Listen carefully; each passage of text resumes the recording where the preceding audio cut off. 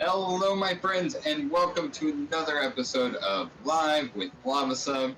I'm Weston. You can call me Lava Sub, or a nickname you really like for me, generally speaking, within reason.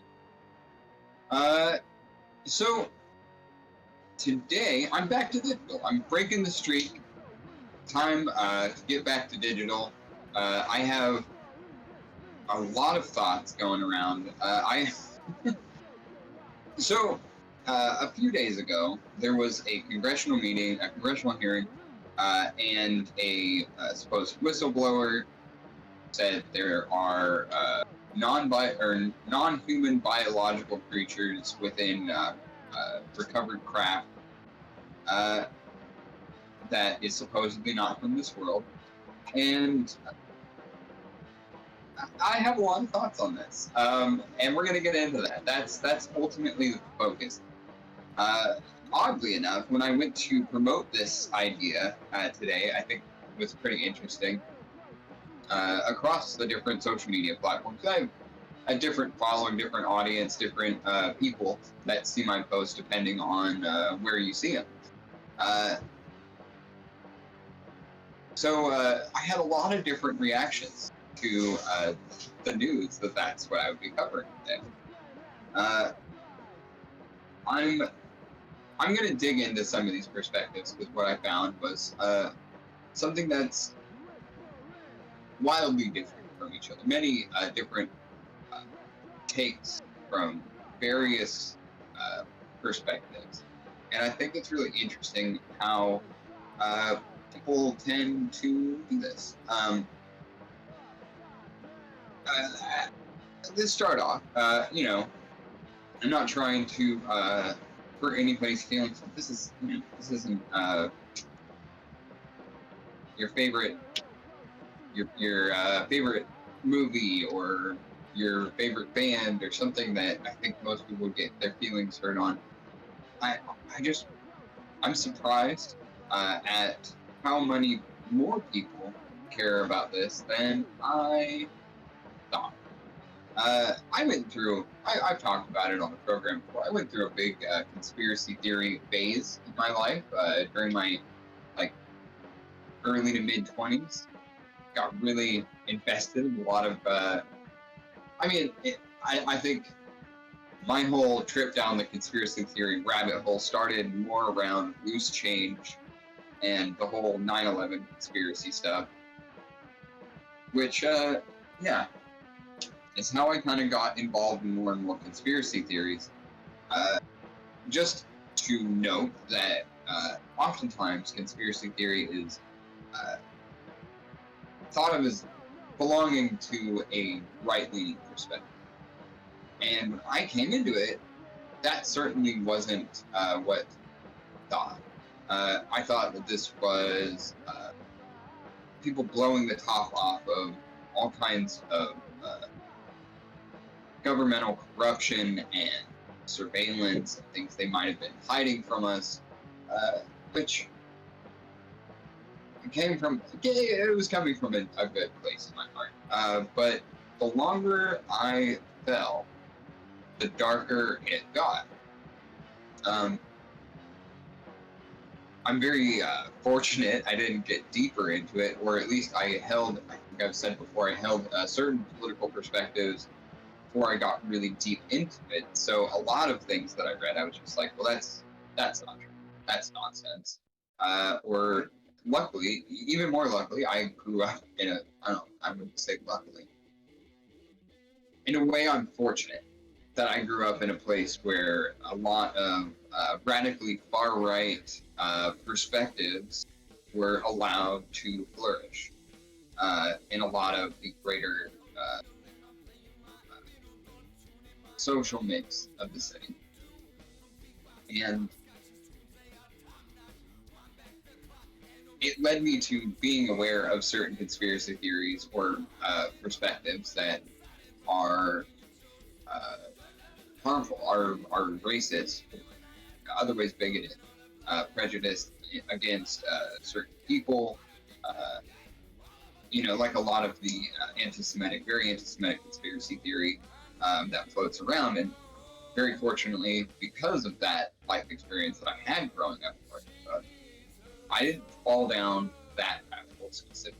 Uh, Very lucky that I could, that I didn't, fall victim to that kind of grit. But oddly, alien conspiracy theory stuff was something that I have always kind of been into.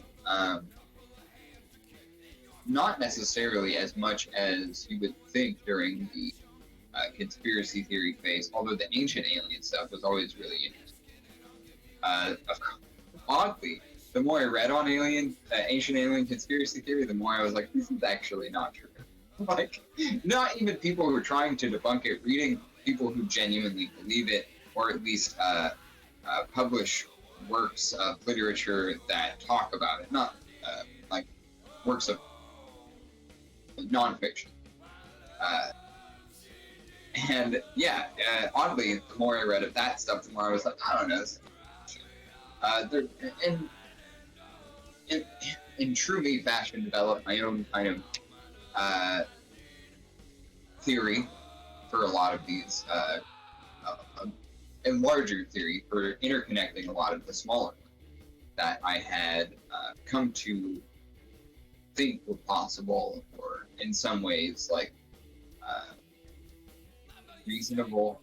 I don't know. Long story short is we're talking about aliens and how we tend to, as people, assume a lot and choose to believe certain things, and in some cases project our biases onto larger unexplainable things like aliens. So yeah, I think this stuff's really interesting from a lot of different perspectives. And I'm also what I'm trying to say is I'm trying to be sensitive of everybody's feelings and not make anybody feel bad while watching this. Because I think there's, where it stands right now, there's perfectly reasonable explanations to believe all sorts of different things about people in the sky. Are some of them ones that I might shoot down in this broadcast? Absolutely. But as usual, my opinions are my own and are not the product of Nerdcrafty generally or anybody else involved. My opinions are mine alone. Come at me, not the channel. If you have a problem. Yeah, this is it was really interesting. Let's get into it. I'm gonna switch over to my canvas. So yeah, it was just very interesting. I'm a big fan of the idea of aliens, personally, just to talk about my own perspective on it. I like the idea that aliens exist, but I also like the idea, in a similar way, that there might be, how much I can say this? Ultimately, I think there's a deep connection between how we view aliens and how we view spirituality. And in some cases, in some New Age circles, they are more or less the same thing. Which I think is infinitely fascinating. And honestly, where my curiosities kind of start, I am a huge lover of mythology and world building, theory crafting, stuff like that. It's a fun exercise.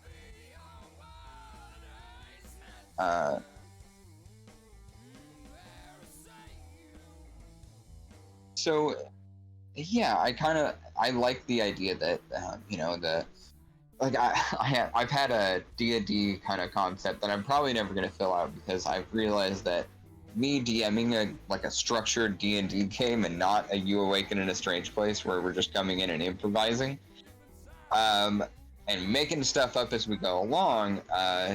Like an actual campaign takes a considerable amount of work and writing and math that once I sit down and look at the reality of it, I'm like, yeah, probably never gonna do this. But I had this idea a while ago that was kind of based around like ancient alien kind of conspiracy theory stuff, where the it was set in the near future.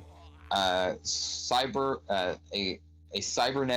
and a cybernetically enhanced Donald Trump becomes dictator of the United States in like 2020 or 2032 or something like that, is the idea, or where I was coming from at the time.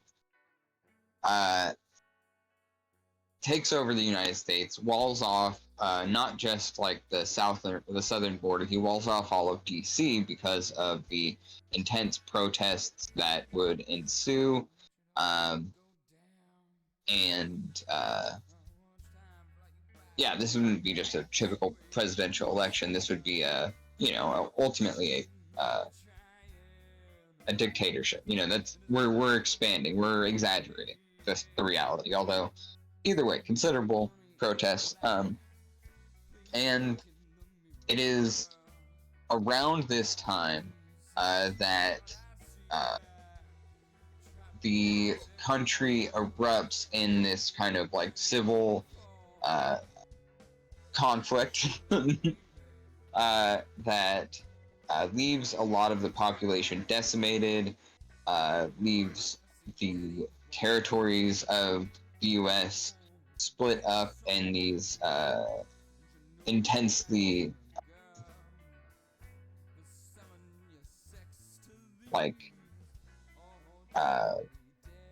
conflicting ideologies. Ultimately, I'd split the U.S. up in these kind of like almost like a political spectrum a little bit. That was kind of what I was trying to do, where you have some parts of the country that are kind of taking taking over certain parts, certain states in the country, a new territory forming around these different ideologies, like all of them. So while all of this is in the cultural backdrop, the United States, the world kind of participating in one way or the other, different countries around around the world kind of like having their own conflicts, either that were the inspiration for ours or are inspiring. It's like a little bit of both. Aliens come down, and they announce that they're this coalition of space creatures from across the world or across the universe. They don't necessarily want anything to do with us, but it takes them a long time to travel back and forth between all over the universe, even with their advanced technologies. So in many cases, or in all cases, these alien species, which there are hundreds of, kind of are representative of different mythological beings and creatures. You have dragons, you have goblins, you have all the different kinds, you have the world's culture, and mythology and legends to kind of pull from, while also including a lot of legitimate religious figures. Yes, this was not thought out well, but Jesus, Buddha, etc. All of these were showing up in their physical forms. Granted, differently than maybe we have always depicted them as a species, but more or less these creatures, names Jesus, that come from space, things of that nature, they're not really trying to get themselves involved in our conflicts, but are simply here to like, I think it was like they were here to strip mine the planet or something like that. You know, our species kind of like had run its course and wasn't long for the world, so they wanted to get anything important that they could use out, which starts a big conflict between these beings and us. Some of them taking very different routes to this than others. I don't know why I'm trying to be vague. I'm never going to run this game. But basically, players would start out and kind of like pick a side ultimately. Very, very silly. But yeah, ultimately just based out of like, oh, okay, I've read a lot of this kind of like fantasy to sci-fi. I love mythology. How can I combine a lot of these into one idea using something that feels pretty familiar, or at least like, you know, something that people have and do imagine and have been for hundreds of years, while bringing a little bit of a fresh take to it. Maybe not hundreds, you know what I mean. Ooh, I forgot I'm drawing. Drawing aliens. So yeah, that was ultimately the concept for this game that I was running, because yeah, it was something that I was at least had always kind of like messed with the idea of, you know. I mean, I grew up in the era where like if you were in like 4th to 6th grade and you had like 1 to 5 aliens on your shirt that were like hard, they like looked cool, they dressed in the style of the time, that was like a cool shirt. I know that sounds, it might actually have come back around at this point, but definitely was dorky to wear them by the time I got to college. I had outgrown them anyway, but you know my point. But yeah, all this to say that clearly, and to an extent, my intention in this case was to draw from my experiences and put it into a narrative. This is what most people do a lot of the time, whether they're being, they're intentionally being creative, or if they're not. Just that their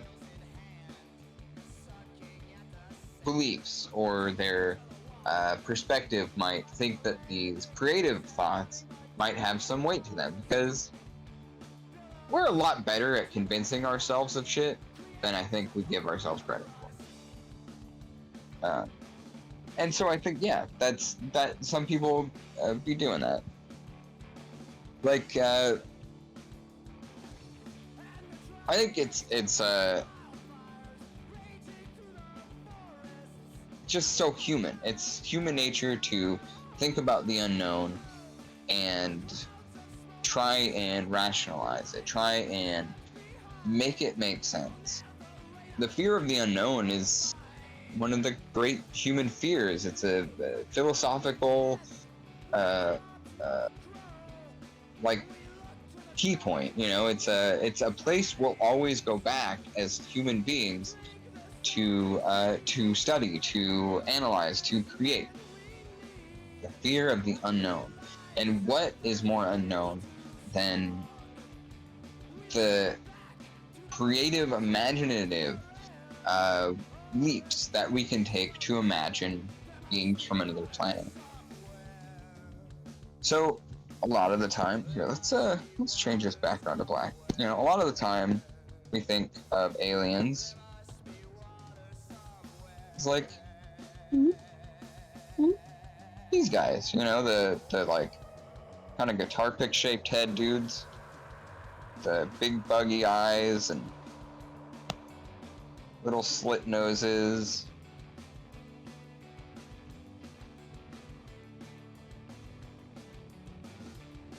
You know, these guys. Oopsie. Alien. You know that guy. That's Alien. Our friend Alien. Alien the Alien. And little green dudes like this would have been typically the kind of alien that I would have found on a shirt, or maybe in an X-Files episode, or any number of sci-fi media from my childhood. Or even, maybe not now as much. I don't see this kind of alien used in fiction that much anymore. People think of, the most recent like alien invasion movie that I really enjoyed was Nope.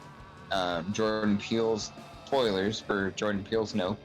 But that was such a unique take on what an alien could look like. You know, you had this weird disc thing, this, kind of unknowable shape. You know, common, we think of UFOs like this often. You know, these, that's the cultural kind of keystone of what we think aliens are like, or what they ride around the universe in. They've got these cool little disc ships, a lot of little lights.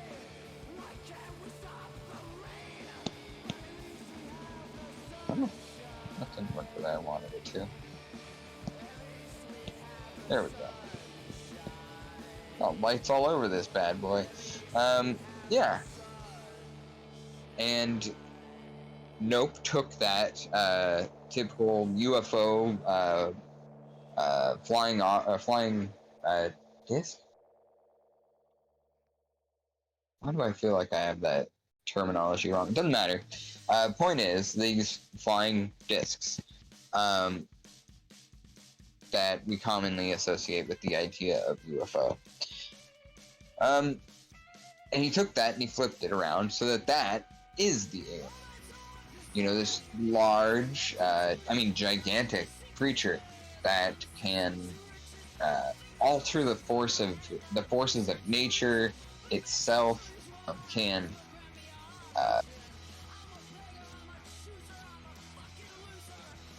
perceive us in a way that we cannot even imagine perception.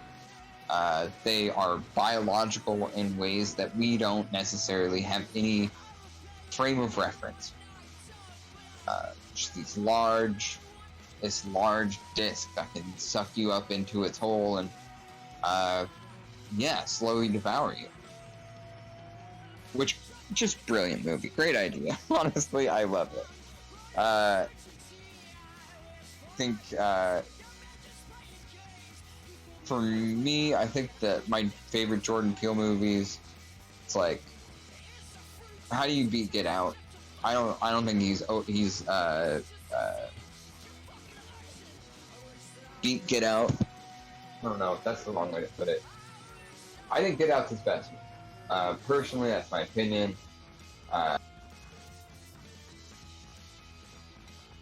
But I think Nope is very close second. I think in a way that's almost like inverted, because Get Out's a super serious movie. There is absolutely some comedy that is almost impossible not to get from a comedic talent such as Jordan Peele. But those jokes are just, it's finally horror movies don't have the worst jokes, which I find a lot of horror movies to be completely unfunny even when they're trying. The funniest horror movies are horror movies that aren't supposed to be funny and are. But Get Out is able to walk that line and do both, and do it both well. Kind of making Jordan Peele stand out even further than... we already knew the guy was talented, but yeah. Now we can see he can do both. And then Nope comes right behind Get Out, and Us, I think, is my third favorite of his movies. Really that's just an arbitrary order of my preferences. I fucking loved Us. Don't need it to be like that. I think Us was amazing. And that is just simply my preferences. I think Get Out is more, like, message that he needed to get out, or honestly, maybe more realistically, a message that, luckily, for everyone involved, that was received well by the public, which honestly kind of mind blowing.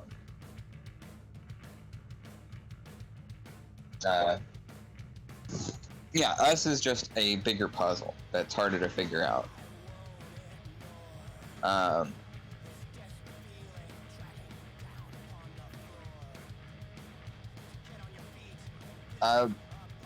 But what else how else can we imagine an alien? Aliens can take... The thing is, if you consider all of the many variables that brought us to where we are as a species, humans, you would know that we started out as like little amoeba. I mean, basically, I don't know if that's the scientifically correct term for it, but more or less, we're just these little guys. You know, boop, just a little speck of cells and that somehow form a life form. And that is a low risk,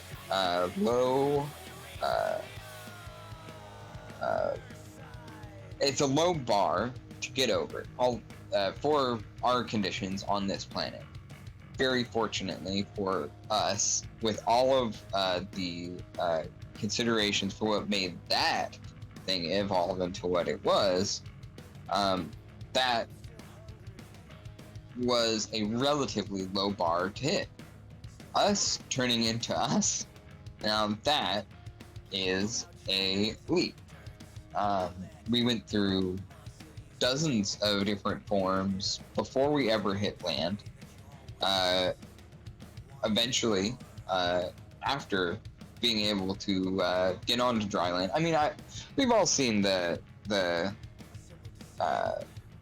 like history of the species YouTube video, the cute sound cues and wonderful voice acting. We love them, and that's ultimately, we all know this story is what I'm trying to say. But yeah, us evolving to the point where we are is a pretty miraculous feat to have happened. So, if you consider how big the thus far observed universe is, and the incredible variety of circumstances that occur on any number of galaxies or formations of any kind of bodies, celestial bodies, the potential for life is clearly there. There is so much theoretical ability for life to be supported from what we see now. But there's no evidence. There is no proof of anything else existing. Not that's been declassified or anything like that. And I'm going to touch on that later, but the, government perspective on aliens, it's like, I don't think that important, frankly. Someone made an excellent point the other day that if they wanted us to know, we would fucking know. If they traveled all the way through space to get us to get here and wanted to communicate with the populace, we would know. There'd be no way to hide it. I think. I don't know. I thought it was a great point. Although I know it's also incredibly possible that there is so many different potential varieties of life that could form. They might not even ever be able to communicate with us. Maybe not even a sensory issue, but the way that they communicate is on an entirely different wavelength. We might not even know what we're looking at. We might not even know we're looking at anything. They might not even be visible to the same light spectrums that we can see. All I'm saying is that there is so much potential that I'm sure, I believe that there is more than likely life on other planets. And I'll go even further to say that there's not even just life on other planets. There might be intelligent life. And I think this is pushing it for me at this point, but I think that if there is an incredible possibility that some of them have been around longer than us by no small margin, and potentially could be more technologically advanced than we ourselves are. All this considered, yeah, I think that that's. I think it would be silly to think there's not. Maybe not silly. I would disagree with you. I just think that the mathematical possibility, potential, whatever you want to call it, is in no way small that other things do exist out there.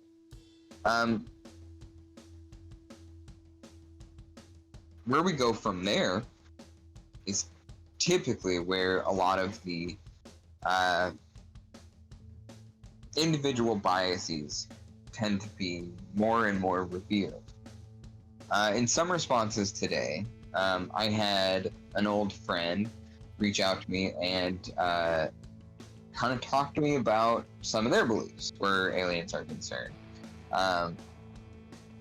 They were saying that aliens, they believe, have some kind of formal intergalactic governmental body that functions in a similar way to how I read Star Trek as working. Very similar, kind of like the Federation of Planets, or very similar to that kind of vibe. Which, I mean, I like as an idea. You know, I like Star Trek. It's cool. It's fun. I like the characters. I like the idea of intergalactic space communism. Big fan. Do I believe that it exists, and they don't believe we're ready for them to reach out for us, or our governments are holding them back from communicating with us? No, not really. But why not? Why not? Just why not? You know what I mean? There's no proof I could show you that says this doesn't exist. It doesn't. Here's my proof. I can't. There is no proof. But there's no proof on the opposite end either. I think in this way it's kind of pointless to argue about in a similar way as religion. I can't prove God doesn't exist. I can't prove Jesus Christ wasn't just like some chill dude that was one of the first vocal socialists. I can't prove any religious concept or idea because the nature of it is that it's a belief. It's an opinion, ultimately. there's no proof for my argument or for theirs. These are ideas, you know, and arguing with ideas without proof is kind of, well, pointless. If I want to know you, I want to hear what you think about shit like that, you know? Because I care. I care about you. I care about I want to know more about the people I care about, people in my life that, you know, and I'm not always going to agree. But in cases like this, I'm like, you know, in a similar way that I'm not going to argue with you about, like, God or whatever, what's the point? You know, I think it's it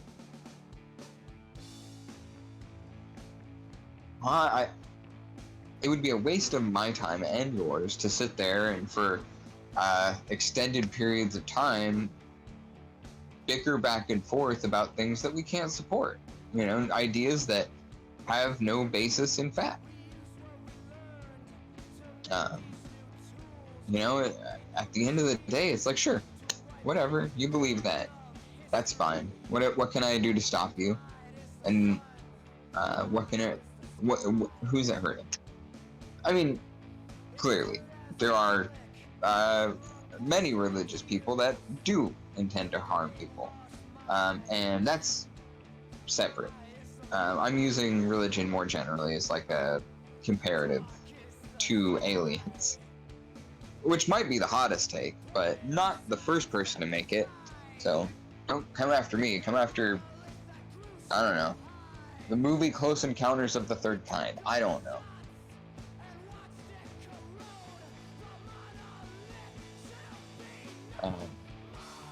Close Encounters, though, bang. You know? I think we can all agree on that. At least most of us. Some of you nerds out there are probably like, no, I didn't like this or that about the movie. And, there's always one about anything. And that's fine. It's usually me. So, I'm not going to shit on you for it. I am the hater. And I like it that way.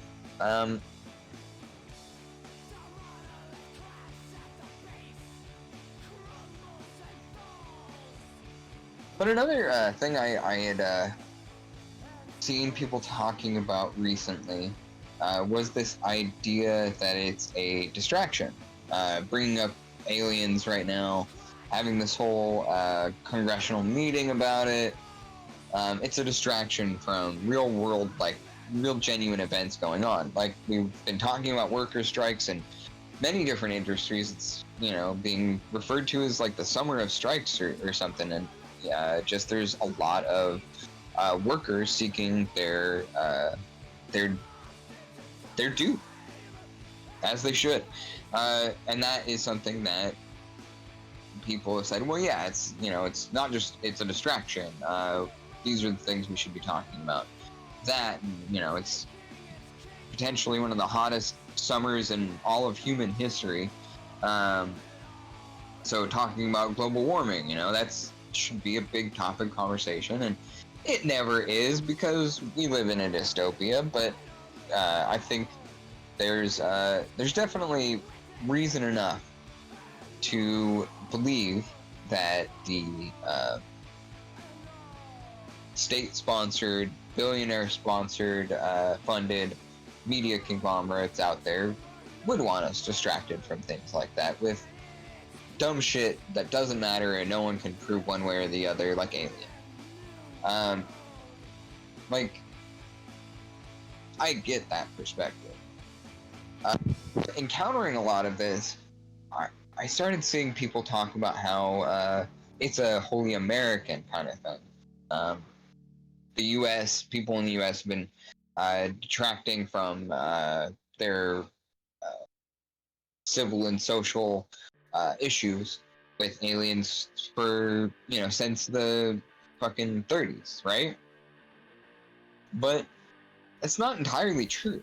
Was something that was my kind of gripe with this idea. is that there's this the first worlders kind of fear that surrounds the idea of aliens that would be hostile and come to get us, kind of as a projection of being viewed like that internationally amongst those that share a planet with us. Very interesting, because I think that definitely has something to do. We're all projecting in a different way when it comes to aliens, right? Kind of covered this. You're biased. You're projecting out your idea onto something with no, a blank character sheet. You're filling it out, and you're putting in what you like and what you think is true. Reflecting your beliefs, even if it is not your intention. All of that stuff's going to show.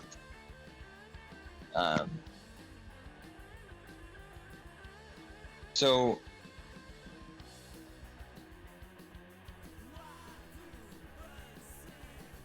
yeah, I know that. Oh, right. So fears about aliens. They actually do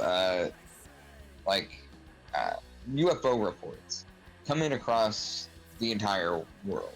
It is not localized within the United States predominantly, and not only that, it goes. The history of it goes further and further back into history than even the birth of the United States. Birth is the wrong word. The formation of the United States. Most cultures have some lore, some religious tale, some mythology that relates to people coming down from the sky, which is ultimately one of the big bases that ancient aliens weirdos tend to hit really hard, because it is such a common thing. Which honestly is kind of what I was trying to do with my story. Not only are aliens something that most cultures around the globe are aliens, beings from another world, beings that come down from the sky. That being something that spans the globe, so is dragons. Tell me the difference. Because I can't figure it out. Yeah, so yeah, that's why aliens as dragons was a logical connection my brain made. Especially with how much I love genre fiction and fantasy and sci-fi. Eventually, you start hearing the same stories in different places, you're going to connect the two together. Yeah, so that's, one of the many kind of like creative leaps I took my brain on. Was, well, yeah, if dragons exist, if aliens or beings from space or beings coming down from the sky, and dragons are culturally relevant across the globe, well, in a lot of ways, every culture has their own goblin. Whether they're from England or from Japan. I know all kinds of, there's different names and different forms that they take, different aspects, but ultimately a small, mischievous creature that's not necessarily always inherently evil, but known for its chaotic nature, its kind of unpredictability. I mean, I just described like half a dozen or more different mythological beings from across the planet. This is true about most myth. Honestly, the more you look into it, the more things repeat. Everyone's got heroes with great strength that rivals no man. Every culture has the princess captured by some kind of demon or the vengeful creature. you know, these are the, I mean, we don't have to go get all Joseph Campbell on this shit. I'm talking about fucking aliens. But yeah, these archetypes are something that are everywhere. I mean, kind of hard to ignore once you see it. Not to take anyone's, like, any culture's, like, true, like, identifying traits of these folklore and mythology and religion too lightly, but because yes, everyone has their own names and kind of like perspectives that they're putting into it that culturally were topics that needed to be discussed, or would affect us in an emotional place. And that's why they're powerful, that's why they stick around, that's why we tell them 1,000 fucking times.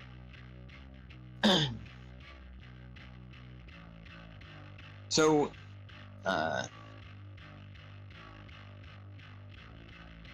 yeah, aliens, mythological creatures, religious figures, they're all the same thing.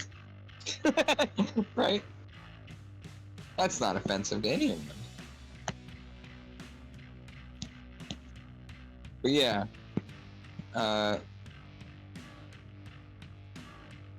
and they all span the globe. Is ultimately coming back to my original point there. And even in more modern times, world governments and military bodies around the globe have had their own UFO sightings. A lot of the ones that I remember going through back in the past were like potential underwater bases in Central and South America, UFOs flying out of large mountains and uninhabited or less inhabited parts of like the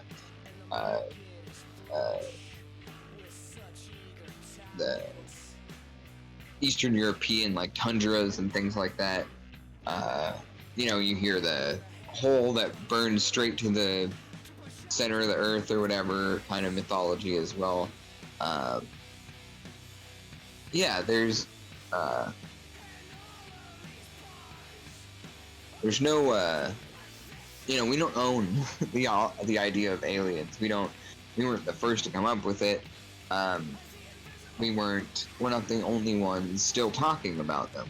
UFOs and aliens are something that cross cultural boundaries and time and history. It's a weird thing to think that it's just the United States pushing this stuff. I mean, it's just ahistorical. Whether or not it's true, who knows?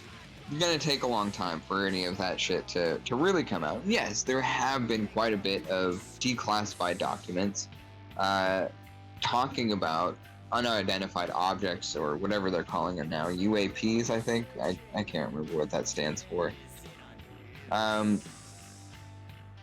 yeah, it's something that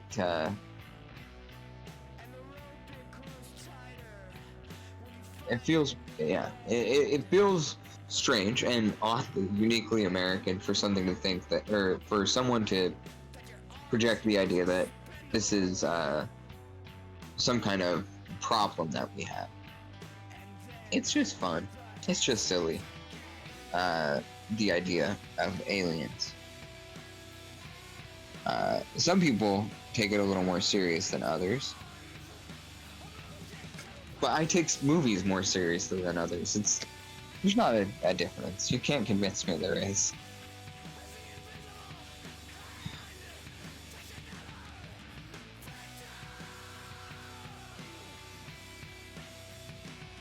But even within our realm, our scope of knowledge, what we know about life and how it is birthed and things of that nature, how it evolves, there's still a potential gap in our knowledge and what could exist still. You know,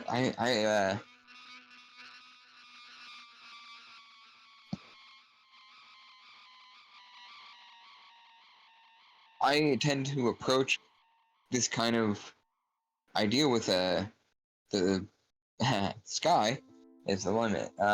You know, the only limit is your imagination to what you think that beings could look like. And but for some fairly granular detail that ultimately doesn't matter, it's not necessarily outside the realm of possibility.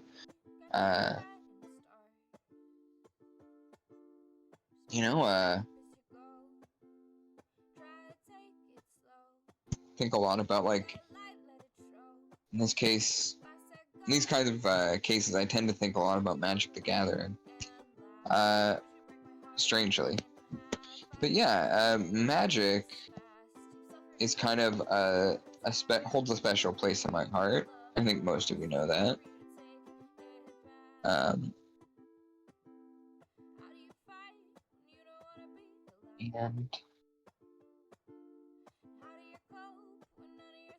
in no small, for no, yeah, and I think a big portion of that is how well it mixes concepts of fantasy and sci-fi and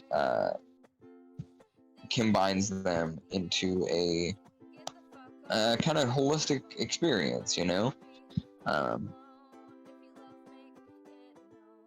You might end up in Innistrad, where there are vampires and demons and zombies and you know, kind of gothic horror tropes. But the very idea of planeswalking, the role that most players take on when they play a game of Magic, is in its nature very science fiction. You know, jumping from one plane to another. In fact, it reminds me quite a bit of another piece of little genre fiction that I enjoyed reading when I was younger, Glory Road by Bob Heinlein. Robert A. Heinlein, if you're not in the know, if you're not cool like me, know that weird libertarian guy. Yeah, Heinlein wrote this book called Glory Road that ultimately was about this Vietnam vet, tough motherfucker who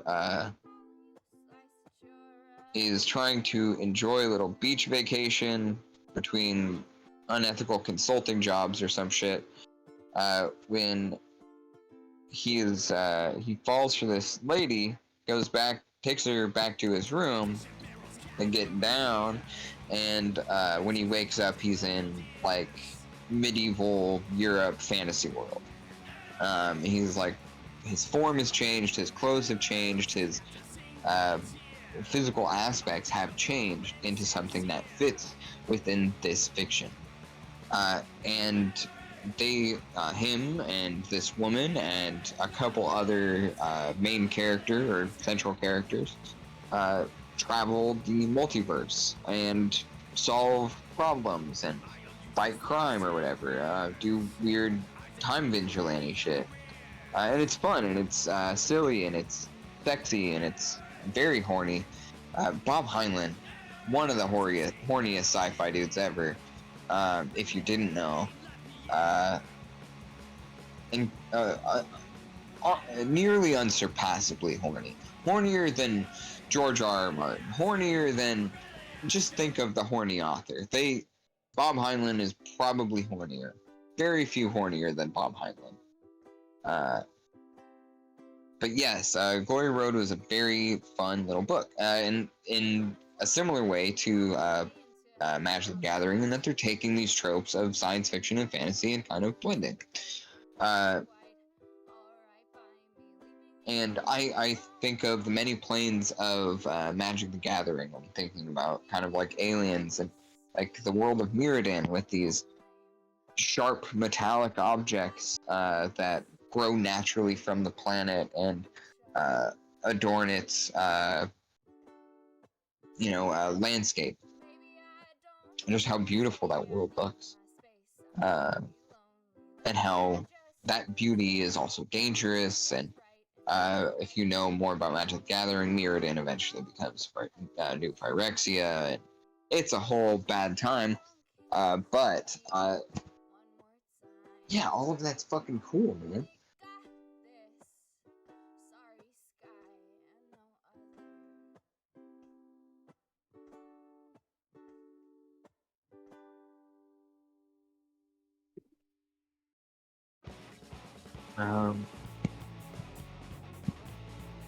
What am I doing?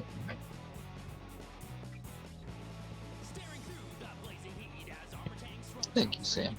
Your support means the world right now. Because I genuinely I've drawn like 4 lines. I've mostly just been talking about aliens and shit. But yeah, I don't really know what I'm doing with this piece. Let me actually.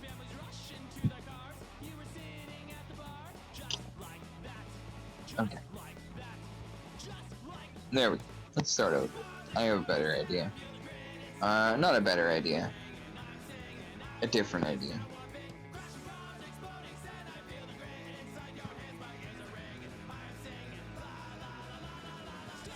Let's create a little world together.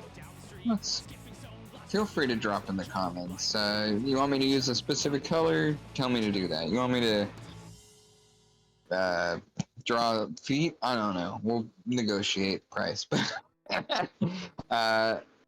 Yeah. I'm just kind of like gonna try and build this little alien world that doesn't exist, but why not? As I said earlier, imagination's the only thing stopping us from imagining what these creatures would look like. And ultimately, because none of us can really prove it, all we really have is the information that we know is how we were created, how our planet was formed, and how the planets and systems in the galaxies surrounding us, how some of those were formed as well.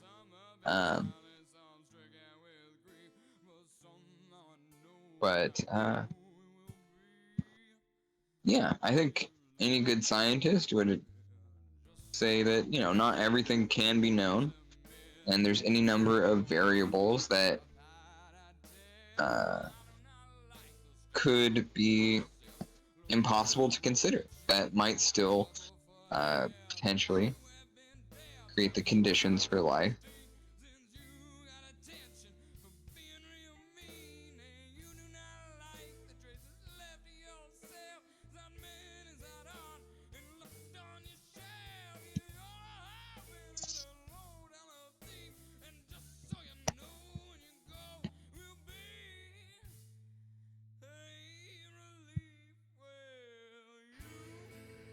I guess, sorry, my whole point of that rant ultimately was the dangerous thing is when we stop being able to recognize whether or not we are allowing our bias, our projections to define our reality, to define who we are, to define how our politics, because these aren't things that should be made on purely an emotional basis. They should be based more in facts. So I'd caution anyone to say, that, for example, like aliens don't care about our politics or something like that. Because when you're coming from this perspective, like somebody did earlier, you unknowingly reveal your own politics and what you believe is and isn't politics. After stating in their initial comment, friend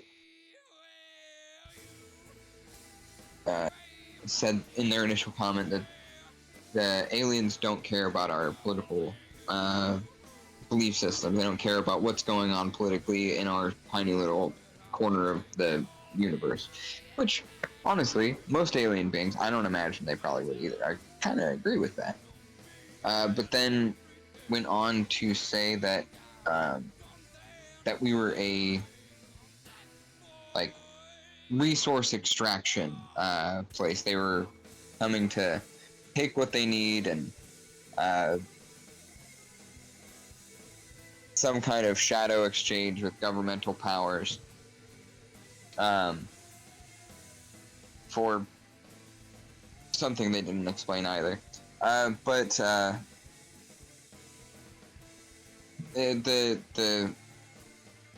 two statements are hard to reckon with each other, you see. The idea of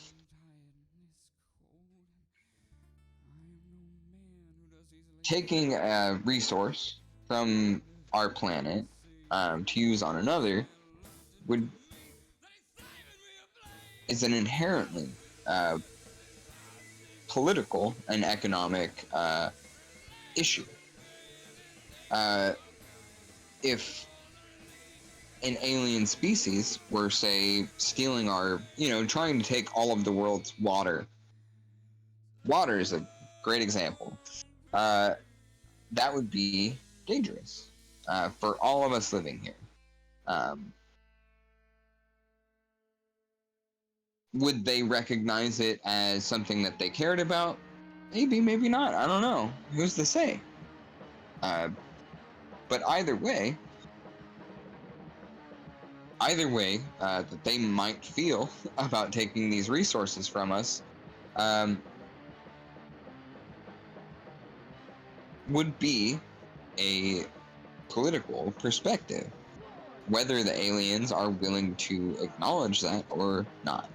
It's irrelevant. The fact remains that any extraction of resources put on our planet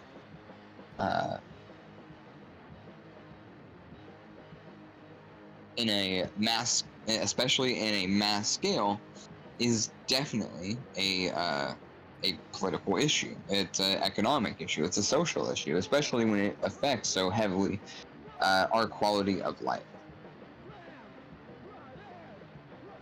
If you can see the issue with U.S. imperialism, U.S. colonialism, imperialism and colonialism, kind of even more generally, the idea of a foreign nation coming into a nation other than their origin and stealing or taking resources without a some kind of contractual or spoken agreement, an exchange of one for the other, ideally mutually beneficial, then that extraction, if not dealt with in the appropriate manner, is absolutely going to affect that population. And these are the reasons that politics exist in the first place. Politics isn't just some, I'm a Democrat, I'm a Republican kind of binary system. Politics is a constantly evolving, ancient practice that has only been expanded upon since its inception. But its inception was ultimately to decide how to trade with other people around you, how to deal with these kinds of issues that not just one person is going to be able to say yes or no, and needs more of a collective decision to be made. It's the reason they exist. It's the reason any political thought, political philosophy exists. To decide who gets the resources. decide who is protected, to decide the hardest decisions that a society has to face collectively.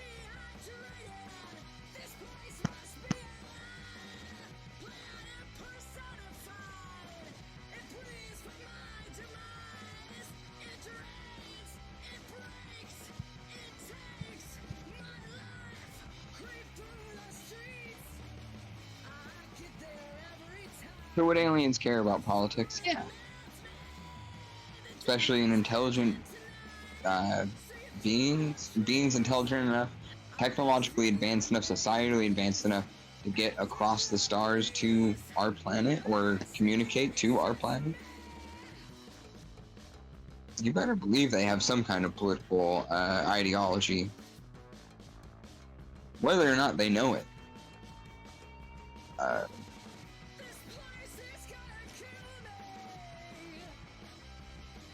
I mean, even in a thought experiment where one alien that lives forever and has existed since the Big Bang, let's just push it all the way back. If they were just one alien, but they couldn't die, and they spent their entire existence of these billions of years that our universe has theoretically existed, they had all the time in the world to work and research and gain more and more awareness, maybe even evolve in its own lifetime, things of that nature. There would be no way to influence that being's perspective as they are isolated, right? But at the moment, they come in contact with another species, a collective body. Say they built their own spaceship over hundreds of millions of years or some shit, because they got the time. Why not? They meet some collective body of another species of alien, on another species of being on another planet, far, far flung from their own planet of origin. And they were to share their perspective or share their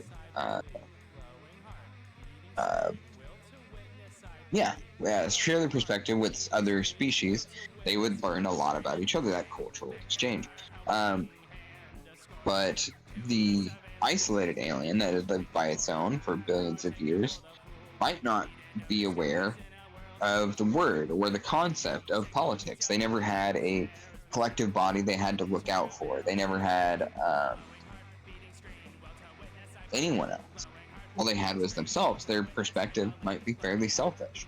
But they say that that's political? No, but it is. These are the very concept of bias, of not necessarily being able to see your own sometimes subconscious beliefs. That you look at that and that is just almost like that's just what it is. You know, there's no need to question it, no intention to question it, no questioning it has ever occurred.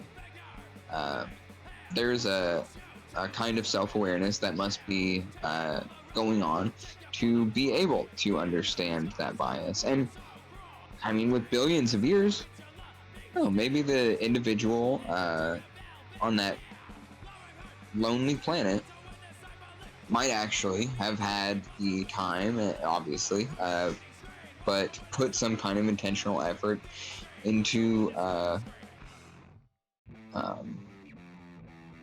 that self-awareness, to be aware of that bias.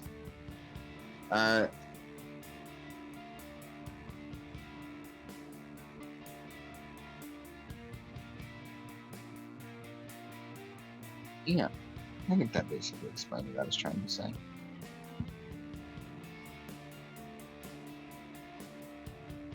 Huh.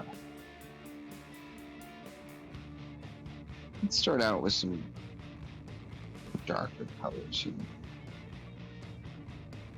We want contrast, but it's too early for contrast. Okay. I don't want purple. I want blue. I want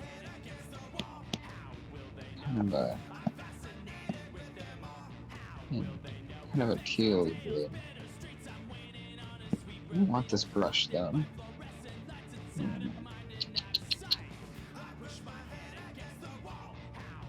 Draw a lot of space. I don't want to just do that. I feel like I've done that on this program a bunch of times at this point. Not that I am an issue. Yeah.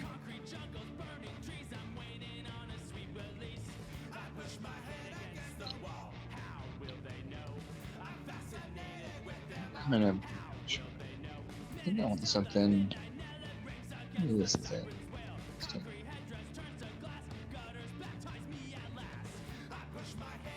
It's basically it.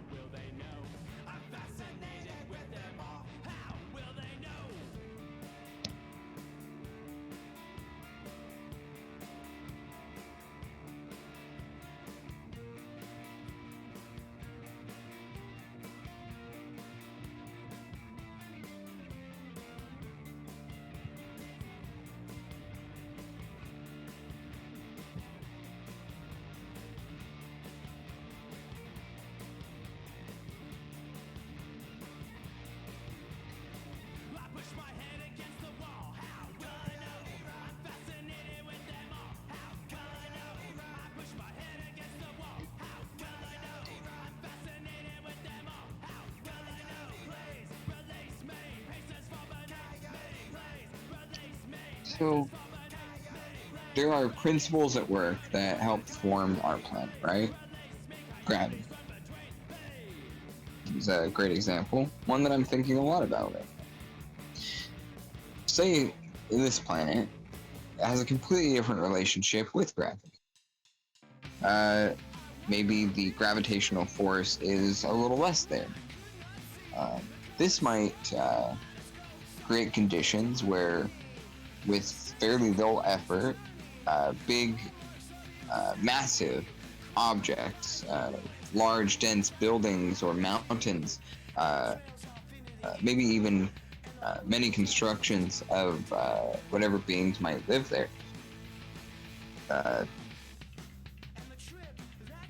They would be able to live comfortably in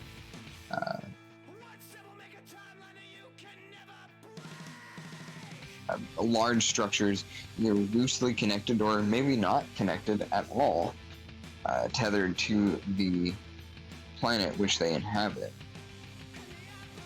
That would change so many different aspects of what that world would look like. As we know, between the tectonic activity and gravity, the way that and weather, many different, almost incalculable circumstances, especially when you get into the nitty-gritty of things, but many different circumstances are why we have a relatively uniform mountain shapes.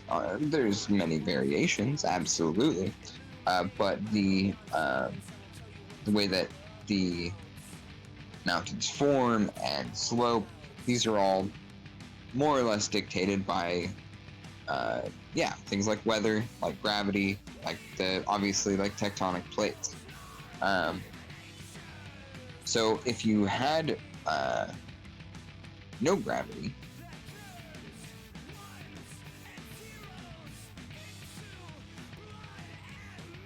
your mountains might look considerably different. Any geological kind of formations might take shape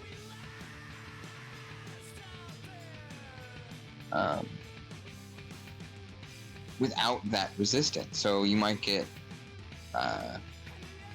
shapes that to us deny the properties of physics. Like I was saying, these large structures in the sky not even tethered to the ground, or maybe even natural formations doing similarly. need to find my center there. Okay, I was close.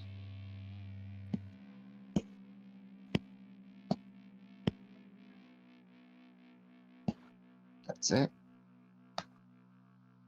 That looks pretty fucking good. Okay. So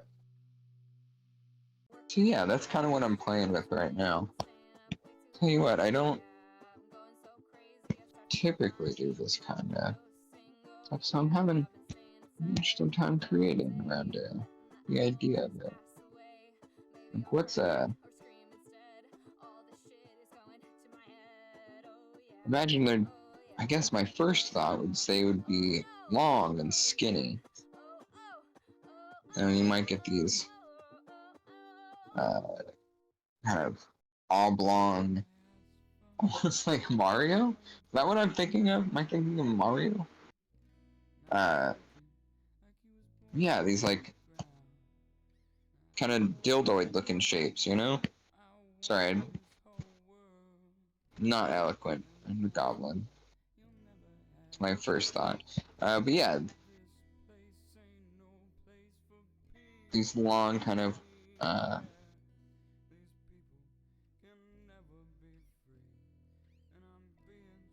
oval, more smooth. Because yeah, there would still be factors like, is this what is the weather like on this planet? I think I can't remember which of the planets in our solar system is like this. Like the it might be a moon even, not even like a proper planet or whatever. But maybe it's Mercury. The like weather conditions are like this torrents of like sulfuric rain and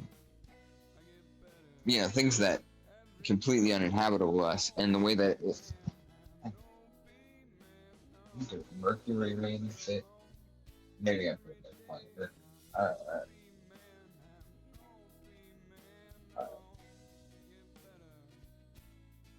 But yeah, that ultimately all I'm saying is that changes the composition of what the surface on it looks like, and the canyons and canals that you've seen of this planet that I'm referring to. Can't remember which one it is. From what we've seen, it is a radically different world than the one that we surfaced.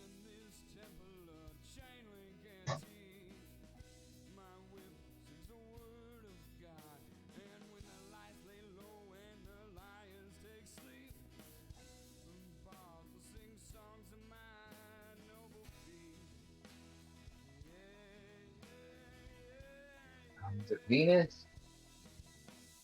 I think it was Venus. Little Googie search. Actually, it's funny. I was not related to the stream. At least I wasn't thinking about it when I started doing it. But I was still exercised and shower before stream. Not that you guys can smell me, but I was thinking. I was. But I was thinking about this song that I wrote back with Boilermaker. It's not any of the ones that are on our Bandcamp page, sadly. We do have it recorded, but it never got mixed and mastered because we couldn't agree on some like mixing stuff that ultimately doesn't matter. We should have just done it, but yeah, it never got around to finishing it up. But it was called Quick Draw. This song was ultimately about a bounty hunter trained by the Space Marines to take out his enemies without mercy. And in it, I tried to put a lot of my favorite aspects of science fiction. Like, it started out, I was like kind of doing a Cowboy Bebop thing, but the more I thought about it, the more I was like, well, this is not a person I like. this is a perspective that I think could be more criticized. As the drafts went around, eventually it came to this very critical, not just like this character, but this character was obviously a critique of the U.S. military and the violence that it conditions its soldiers, and how in space that would be even more difficult to regulate, make sure people were following the rules of engagement and the like, and that would eventually be a I don't know, very quickly turn it into a major problem. Phoenix is fucking interesting though. I haven't really touched up on my solar system research in the last few years.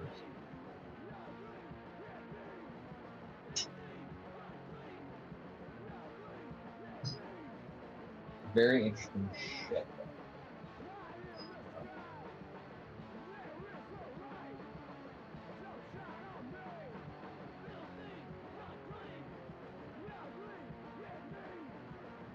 Man, I'm gonna get totally distracted thinking about Venus now. Let's get back to it. You know what I want to do? So we've got this cool little dildo over here. I'm gonna just erase it. I want to focus here for a sec. I want to figure out what I'm doing with this. I like this shape. And I like the idea that I was coming to it with.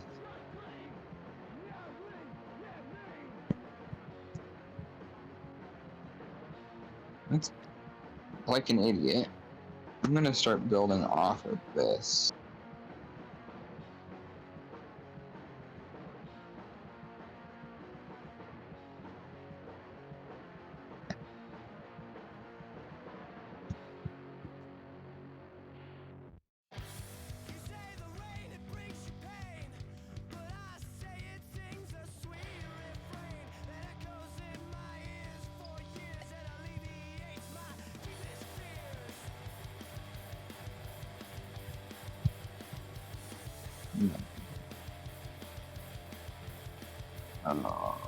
Okay, cool. We're gonna switch. New tool that will drive me slightly less insane while I use it.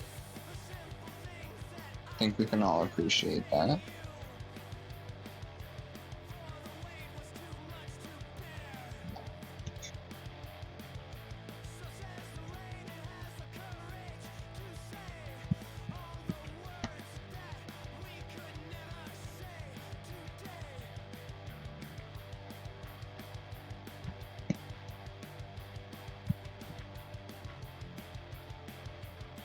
So if I had a big ol' structure floating above the planet, tethered with vines,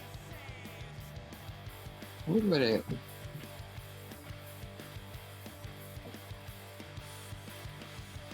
How would I design that? I feel like somewhere between nature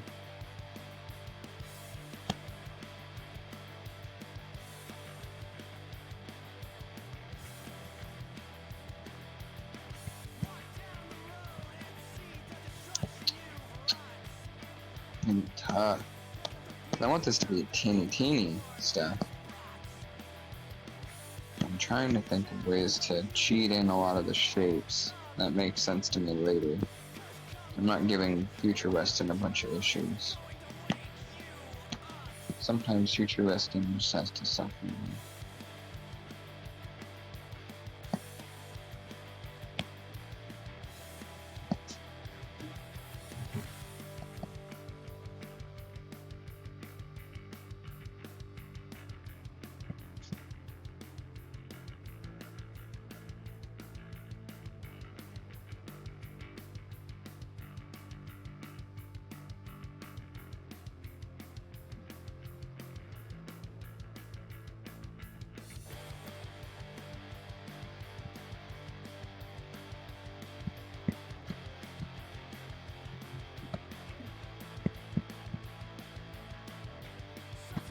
Yeah, fair warning.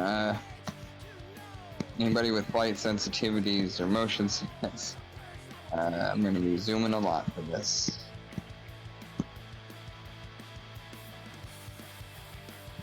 No. We're getting rid of all that. We're just going to start over. Oh, I keep duplicating when I need you to delete.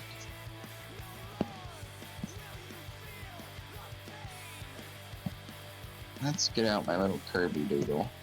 Ah! Alright, little Kirby doodle. I need you.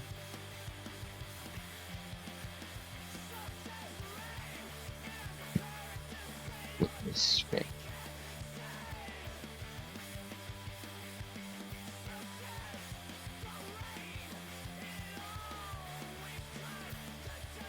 There we go.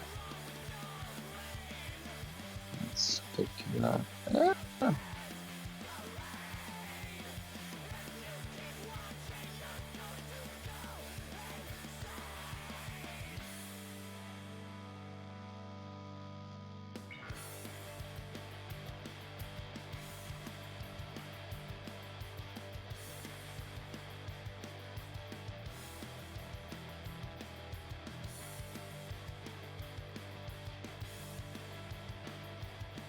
You know, it was just surprising though. I was saying, it was surprising how many people have strong feelings about aliens. Not what I expect. I mean, like me, I thought most people were like, yeah, that was something I thought about when I was like a child, but at this point, I have like real life shit that I think about that matters and affects reality. Not to shit on anybody here, I'm just, you know, I was genuinely very surprised.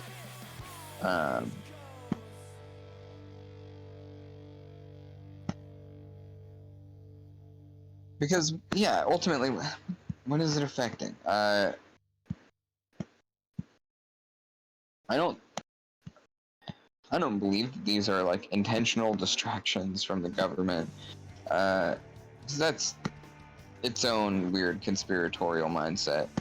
And if it were, much like most conspiracy theories, it would have been outed already. There's not really a good way to keep so many people quiet for so long, which is why so many people saw this Senate or congressional meeting talking about aliens and kind of lost their fucking shit. I get it. You know, it is pretty cool to think about. Oh, this is gonna be. What if okay, here's a better idea. Because I'm sitting here working on the tiniest little details. What if I make it big? Could just make it big, and then I'd less stress rate. Huh?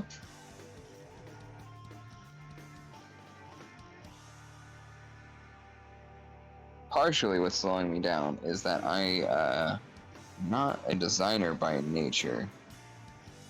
Especially not architecture. Barely draw a fucking straight line, are you kidding me?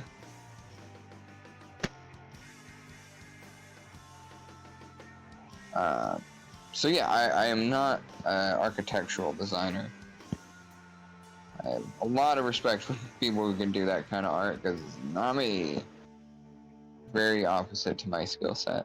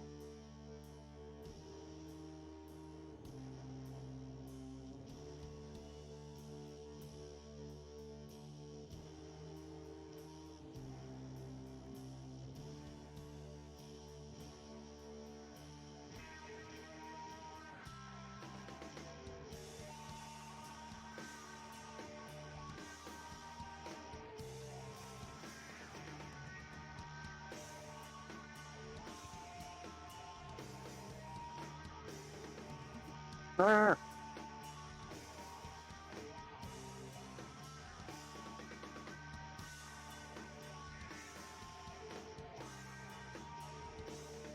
all, this whole program is just a ploy. Just, a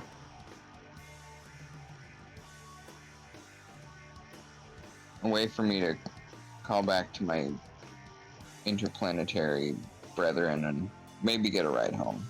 I don't like it here no more. It's pretty bad.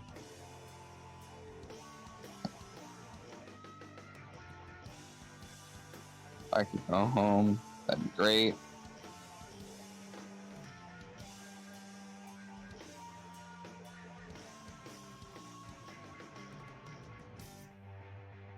Oh, squiggly line.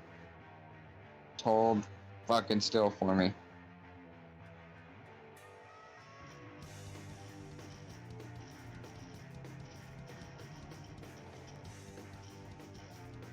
Yeah, lava sub phone home. I want go. Please take me away. Yeah.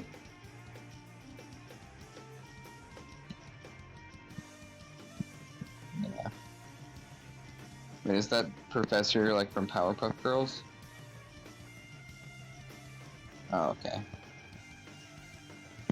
I'm a bad memeologist. I just missed a reference, guys. Put me in the gulag. It's what I deserve.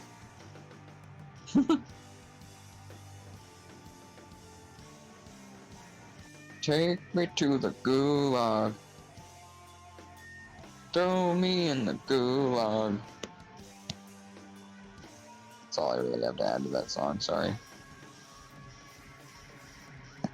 John Fogerty, Alien. You heard it here first.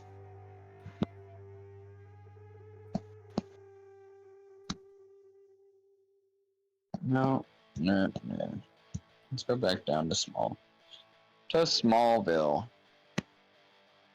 Take me back to Smallville. I think I've talked about it on stream, but yeah, I watched Smallville when it was first coming out. Isn't that cool? It's not. But I did. It's a true story. Speaking of aliens, Clark Kent, the Chad alien, we love him. Okay, this is actually kind of diverging, but also basically the same topic. Clark Kent, very cool alien, if you think about it. And also, a character I didn't like for most of my life. For similar reasons that as the reasons I didn't like Captain America. There's this weird,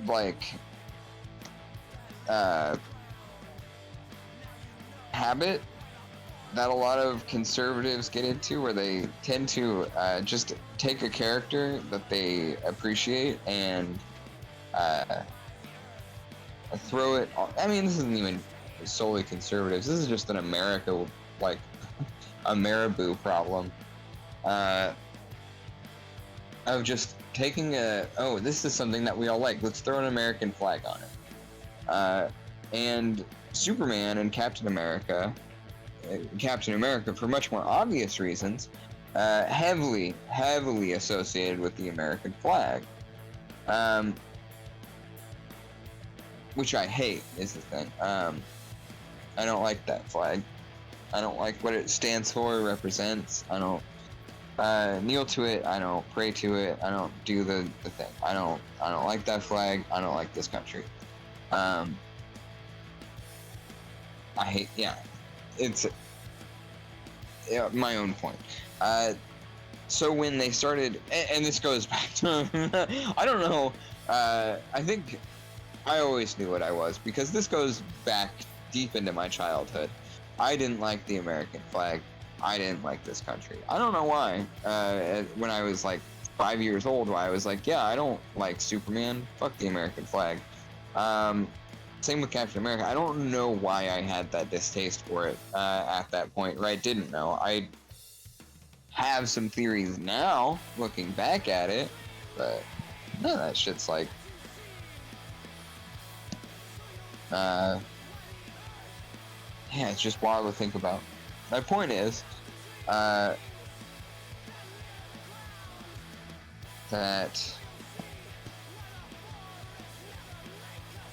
yeah, Clark Kent is kind of like the best case scenario for an alien. You know what I mean? I mean, there's like clear and obvious like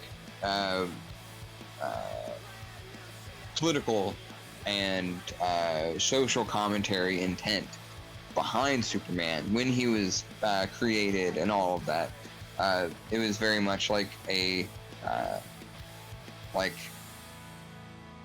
the, I mean, he was the anti-Semitism super Chad, like, you know, ready and willing to whoop every ass of every fascist and every Nazi that would do the Jewish people wrong. But yeah, obviously through some lens of through a lens of like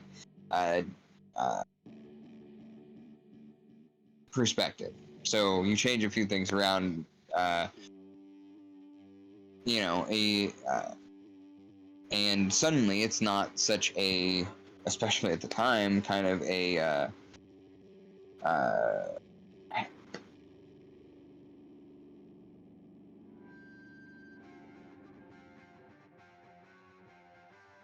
a narrow audience to sell to, I guess, is the best way to put it. Trying to make it approachable to a broader audience so that these messages can be brought to everyone, right? So Clark fights aliens most of the time, or you know, Lex Luthor.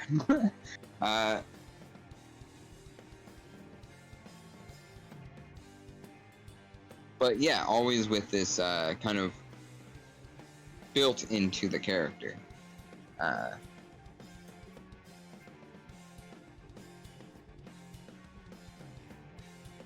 So yeah, Clark is like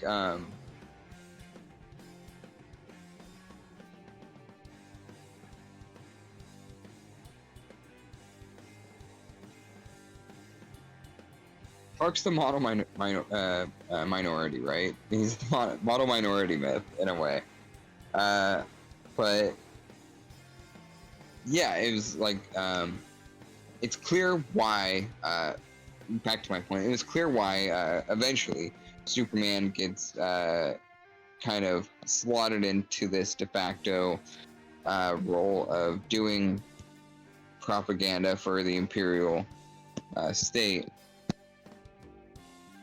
I mean, for one, it's kind of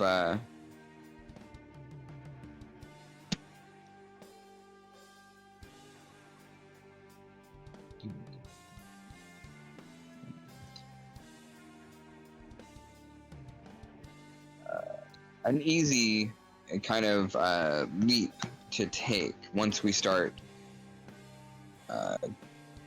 giving more humanity to the character. Once more of the story is fleshed out, especially the backstory.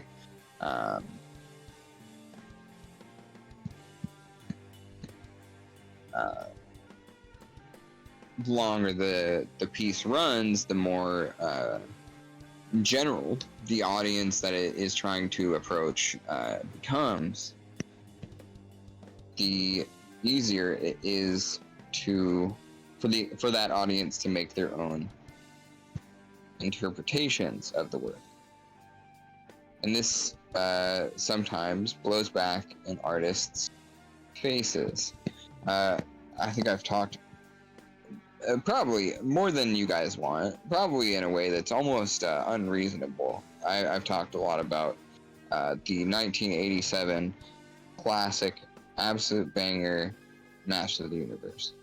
One of my favorite movies of all time. And hear me out, because I know that's an insane thing that I just said. I don't know if you've heard me say it before.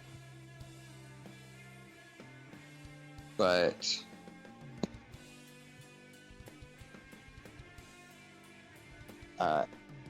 He-Man does a very interesting thing.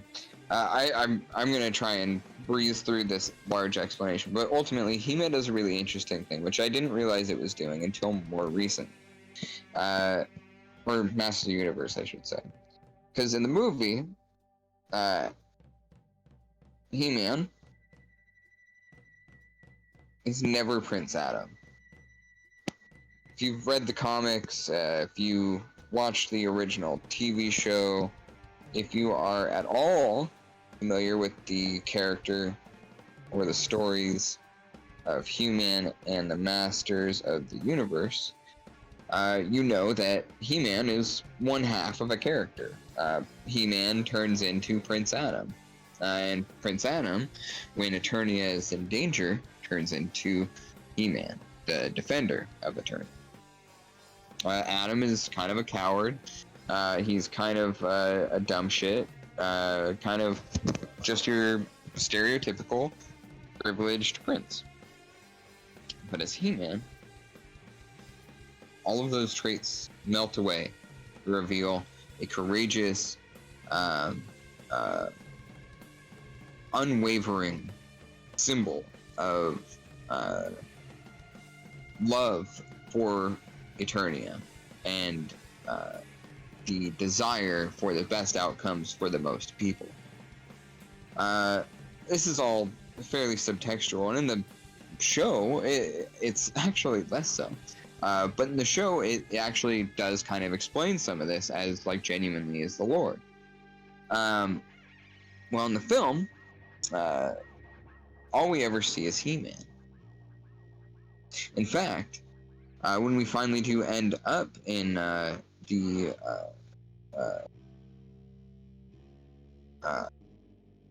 oh my god, why can't I remember the name of the kingdom, the, like, castle that, Grayskull. Yeah, Snake Mountain's where Skeletor lives. Grayskull's where He-Man lives. So when we finally do get to Grayskull, we see that Skeletor has taken it over. We don't see any of the members of the royal family. We don't see any of the court. In fact, the only person we see inside Grayskull, other than Skeletor and his troops, is the sorceress. Another symbol of He-Man lore that is in similar ways and definitely connected to He-Man and his power. So the movie takes its course. We meet any number of characters. We build coalitions with those unlike us as our hero goes through not necessarily so much of a journey, but an adventure, right? It's not terribly introspective, a journey, but it is but that's not the point. He-Man, towards the conclusion, spoilers, He-Man is captured and taken back to Eternia from our world, planet Earth, our time. It's the 80s. Courtney Cox. Point is, He-Man gets taken back to Eternia by Skeletor and his troops, taken back to the throne room where Skeletor is now ruling Eternia from, and is eventually has his final confrontation with Skeletor, right? His friends show up, they win the day. He-Man kicks Skeletor's ass and sends him down a unending, never-ending bottomless pit or something. Unclear. Very dramatic. Very cool looking. Also, I think shot in a day, that whole conclusion. Canon was running out of business. A very interesting story. Look into it. But when He-Man has succeeded, the heroes of Eternia are all collected together back in Eternia in Grayskull. The human saviors from our planet, they're with them.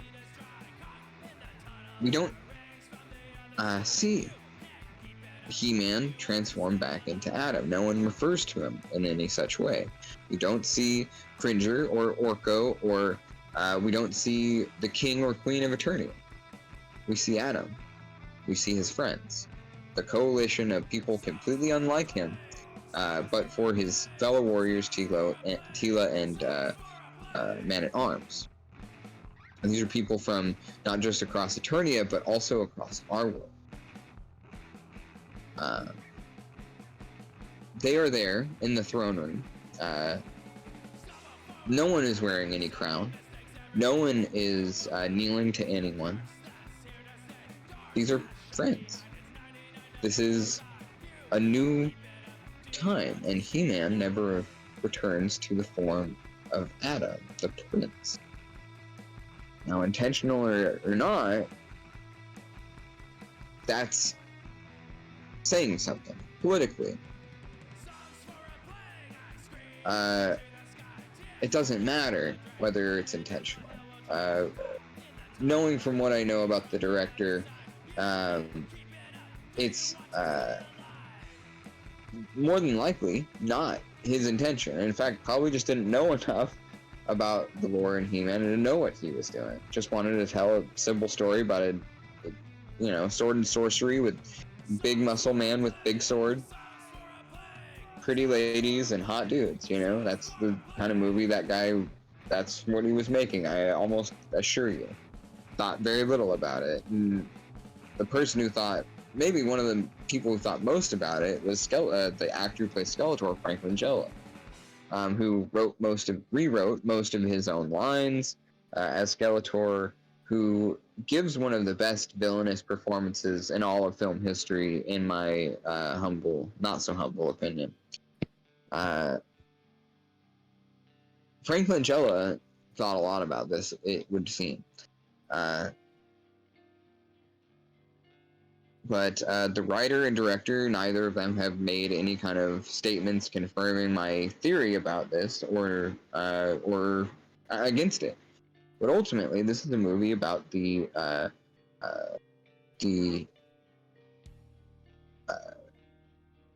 rescinding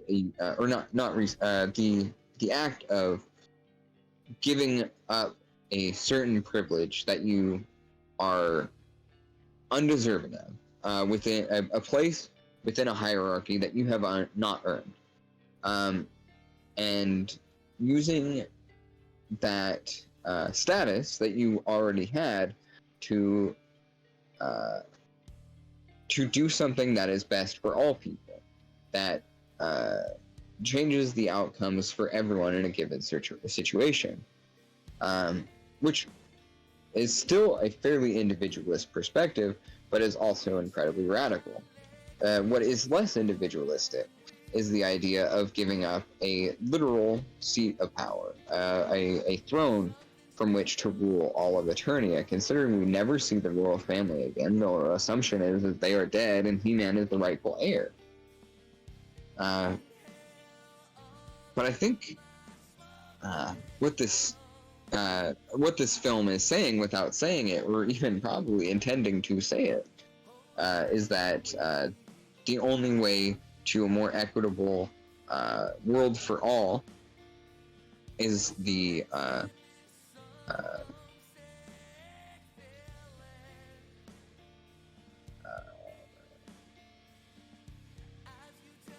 refutation of power, of that position of authority, to completely do away with it, to do away with its entire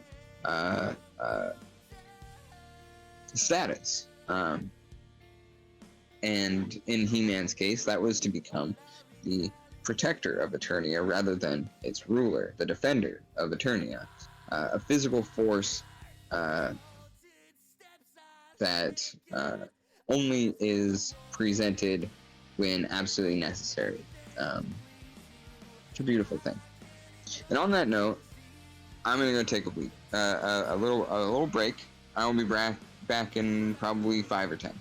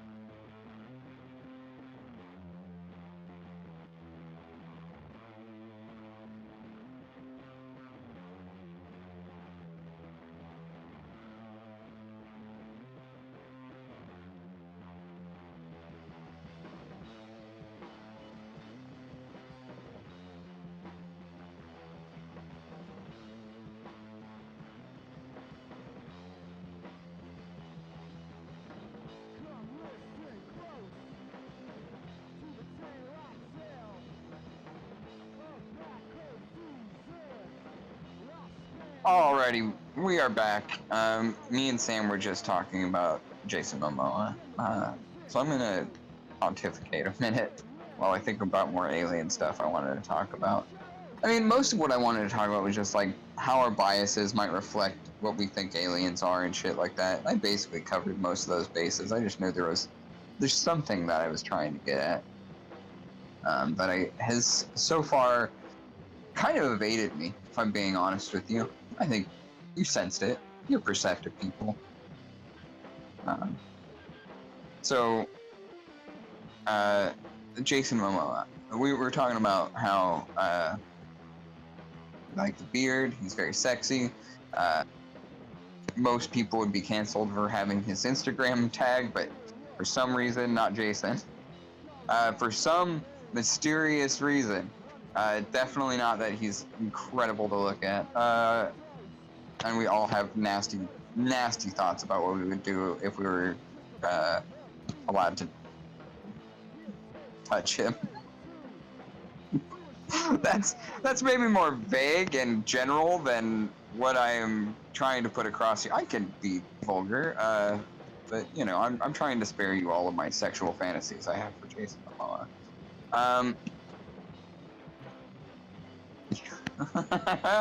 Yeah. Sam making great points as usual in my ear. Yeah, we in many cases those fantasies are just about how he touches us rather than us touching him. But I digress. What I'm trying to say is that right. So as many of you know, I like trashy pulp stuff. So I got pretty hard in. I got really into Bob Howard for a while. For all of his problematics we could get into, I'm just going to talk about the stories, especially the Conan ones, because Jason Momoa, as many of you may not know, played Conan. Before his turn in Game of Thrones, before he was a household name appearing in Fast and the Furious movies, Jason Momoa, I guess it's just the one, but Jason Momoa played Conan the Barbarian. One of my favorite fictional characters. The archetype for the Chad. Conan the Barbarian is a fascinating character, and Bob Howard is one of my favorite writers in the pulp sphere. There are few that are as brutal and as poetic simultaneously without sounding hacky. Bob Howard wrote some incredible and wild and interesting and different stories. A lot of people don't know Bob Howard and H.P. Lovecraft were actually mutually responsible and collaborating on their eldritch horror kind of ideas. So you see the appearance of H.P. Lovecraft's horrendous abominations in Conan the Barbarian in some cases, and other Bob Howard stories. They were longtime pen pals. Some say might have smoked some pool with each other. Might have cradled each other's packages. They might have fucked, is what I'm trying to say. I like to subscribe to this theory, regardless of all historical evidence. But they were both uniquely problematic in their own fucked up ways. Yeah. So the Jason Momoa Conan the Barbarian story is a pretty basic, like sword and sorcery, modern kind of fantasy piece. More basic than I would have liked for it to have been, personally. But that's just me. The characterization by Momoa is actually really solid, which is definitely one of its high points, and almost for sure one of the main reasons we all know who Jason Momoa is, regardless of whether or not you're aware of that movie. Would he have gotten the role in Game of Thrones as Khal Drogo without his role as Conan the Barbarian? I don't know. I don't think so. Personally, I don't think so. And honestly, I only think that he would be better at it now than he was then. I would love to see him recast as the character and see another Conan the Barbarian on screen. And one that is less basic, one that feels more like Bob Howard, and the beautiful, violent poetry that he puts together in his work. Because yeah, there's few like Bob Howard. I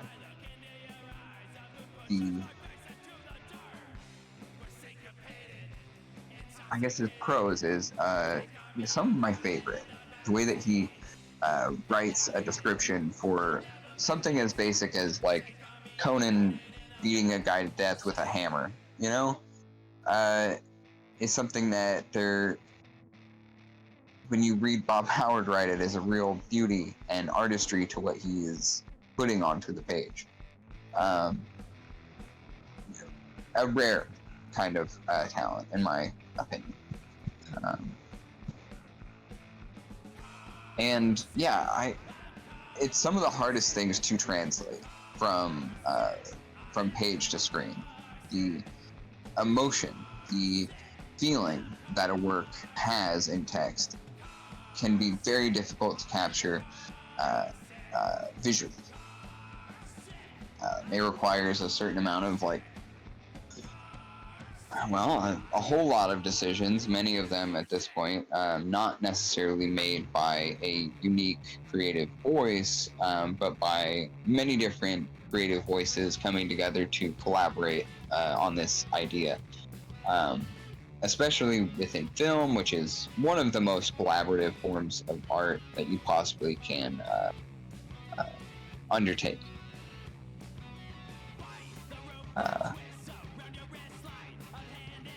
But yeah,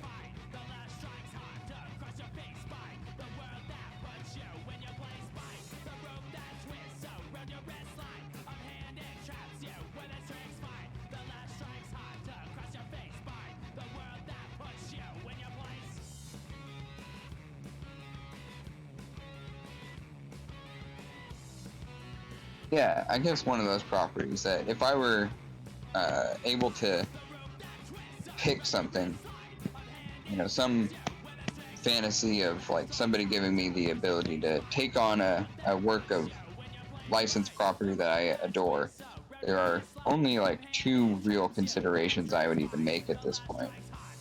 Wizard of Oz and Conan the Barbarian. I thought a lot about how I would do Willow my own way, but after the last one, I wouldn't go. I wouldn't want to. I think mostly because it seems like a very difficult company to work for at this moment. The House of Mouse. Oops. So yeah, that seems uniquely frustrating. So I probably wouldn't want to do that. Not to mention because it's owned by Disney, very very little chance of anyone else getting to do it after the last the Kasdan reboot.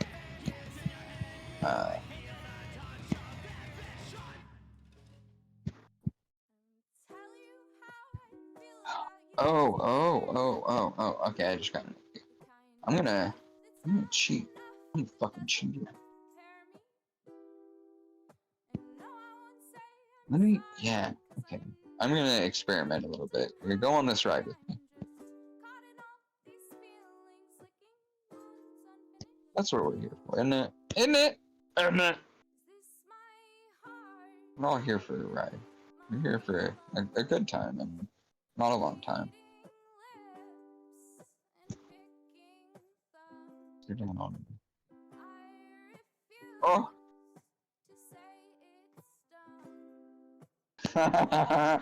Isn't that? Oh man. So Sam reminded me that Mitch McConnell recently. I don't know if it's confirmed, but I'm pretty sure he had a stroke. is what they have figured out that is what happened. I'll look that up real quick. But ultimately, Mitch McConnell kind of was shot on camera having a stroke. I'm pretty sure what happened, but I don't want to just say it without having any information. I know that it's a lot of people got in their feelings about it. We all know a fucking old person. Everybody dies, okay? Like, I get sanctity of life is like a real thing we all think about and like want to make sure that our, the sanctity of our lives is respected when we finally go and we shuffle off this mortal coil. Well, fuck Mitch McConnell. I don't fucking care about this fucking asshole. This fucking fascist has done more harm to this country and the world than most people ever even have the opportunity to do. And I could really care less if he is. Actually, I would not feel bad if he died, is what I am trying to say. Because I was gonna say I don't care if he's alive or dead, but genuinely I would rather him be dead so that he could stop hurting the nation and the world. That would be lovely, is the thing.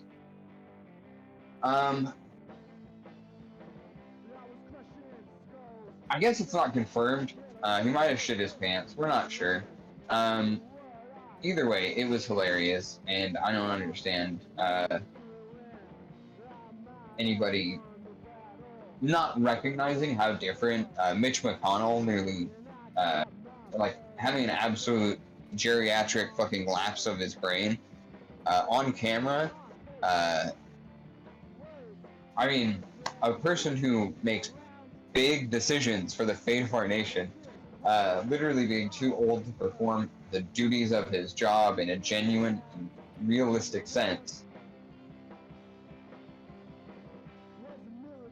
Yeah, absolutely a great point, Sam, is that this man is probably not even allowed to drive. Like, Mitch McConnell is 80 or somewhere around 80, 81, I guess. Yeah, I guarantee you that man don't drive anywhere anymore. And it is by and large because materially he never has to think about driving again. He's very wealthy, made himself very rich, taking a lot of political donations that I'm sure are legitimate and legal, as well as the money he makes as a senator. And we all know how corrupt money has made our political system. So, what is his net worth? I know it's around something.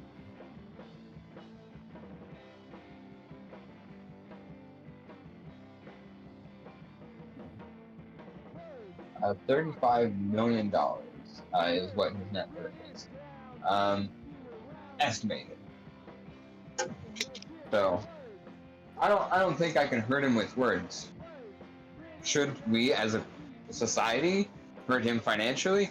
Absolutely. Should we not have him making political decisions at his age where he couldn't renew his driver's license if he wanted to? We should absolutely do something about that. So no, I don't care if he died on camera. I would be clapping, I would be applauding, I would be shouting, "Let's fucking go" at the top of my lungs, running around the streets in the very cute dress I'm wearing right now. So, I don't know how we got here. Yeah, I was tying this into, okay, so yeah, this is, Mitch McConnell is a great example. His whole, medical emergency that happened on camera, is one of the many things that has happened within this news cycle is, what, half a day at this point? In the last couple of weeks worth of news, that, people are pointing to and saying this is more worth talking about. I fucking agree, man. I'm with you there. It is more important to talk about than fucking aliens. Aliens are more fun though. They're more approachable to everybody, and nobody. We don't have a lot of people who are politically dedicated, who think about this on an everyday basis, and that's fair. I'm gonna be the first to say that I fucking get it. It's hard to uh, to be aware of what is happening in this nation. It is depressing and it is embarrassing, and it feels very much like something needs to drastically, radically change within the nation very, very soon, or there's no helping us. So yeah, talking about aliens, a lot easier on many people's mental health when they, especially a lot of people my age are having babies, and in some cases putting their kids, like thinking about their kids' college funds, and friends going back to school to finish a degree, and so that they're not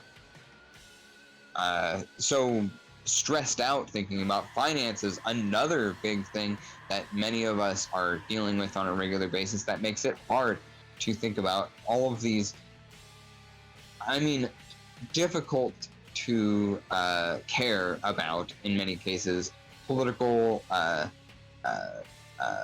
and social kind of conversations that are going on around them, because like it's tough to even here in the United States. It's very difficult for people, working class and poor people, to make it through their day and be politically active members of their society. It's literally structured this way, so that we have, as the majority of us, will have less ability to vote. The simplest, we can argue about voting and all of that shit from a leftist perspective, but the point that is always going to matter most to me is the concept of just collectively coming together and making our voices heard, whether or not it is gonna stop this never-ending, mind-numbing, cowardly, incrementalist way that Democrats go about trying to do anything in this country. I'm still gonna fucking vote for these fucking losers, which means I have a lot of room to criticize them, and I don't need to get into all that right now. But it is also one of the things that is being pointed at to talk about what we're being distracted from. Less than a year from now, the height of the presidential election is going to be it's going to be at its peak. The news articles and think pieces and statistics and their voting histories, all of this shit, we're going to be right there next year. There are people in the Democratic Party trying to unseat Joe Biden, and there are people in the Republican Party, obviously Donald Trump and Ron DeSantis being the primary two from the right, trying to unseat Biden as well.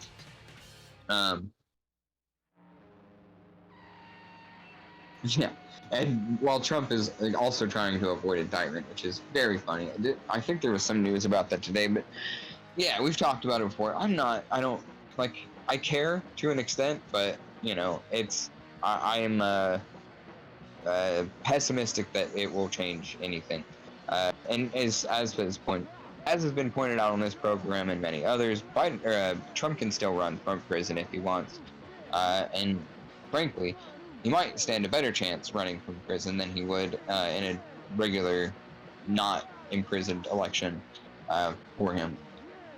Because the persecution complex will have that the right tends to put themselves put themselves through constantly is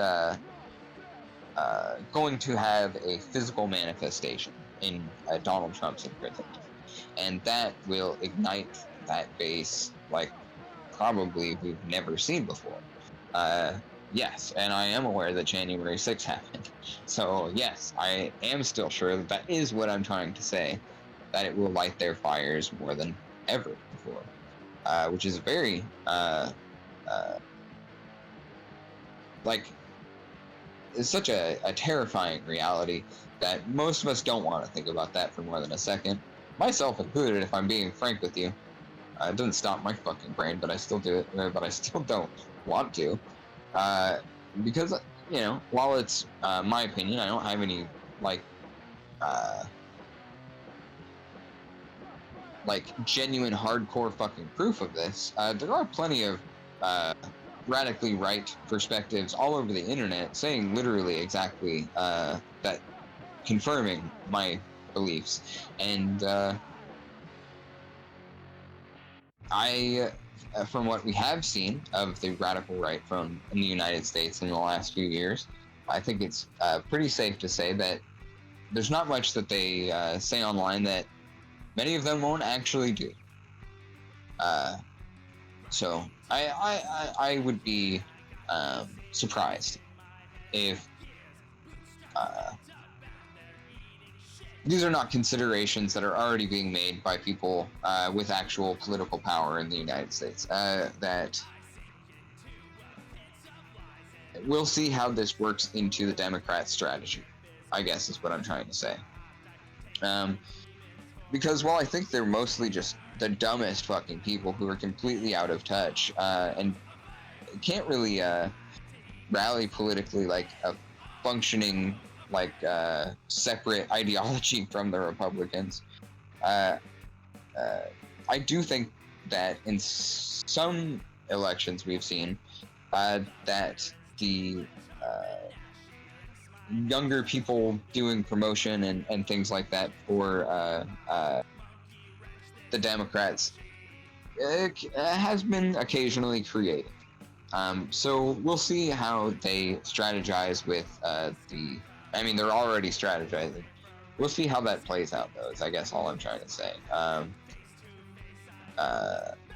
Yes, but this is one of the things that many people are pointing to and being like, they're trying to distract us from the reality of our seemingly doomed situation.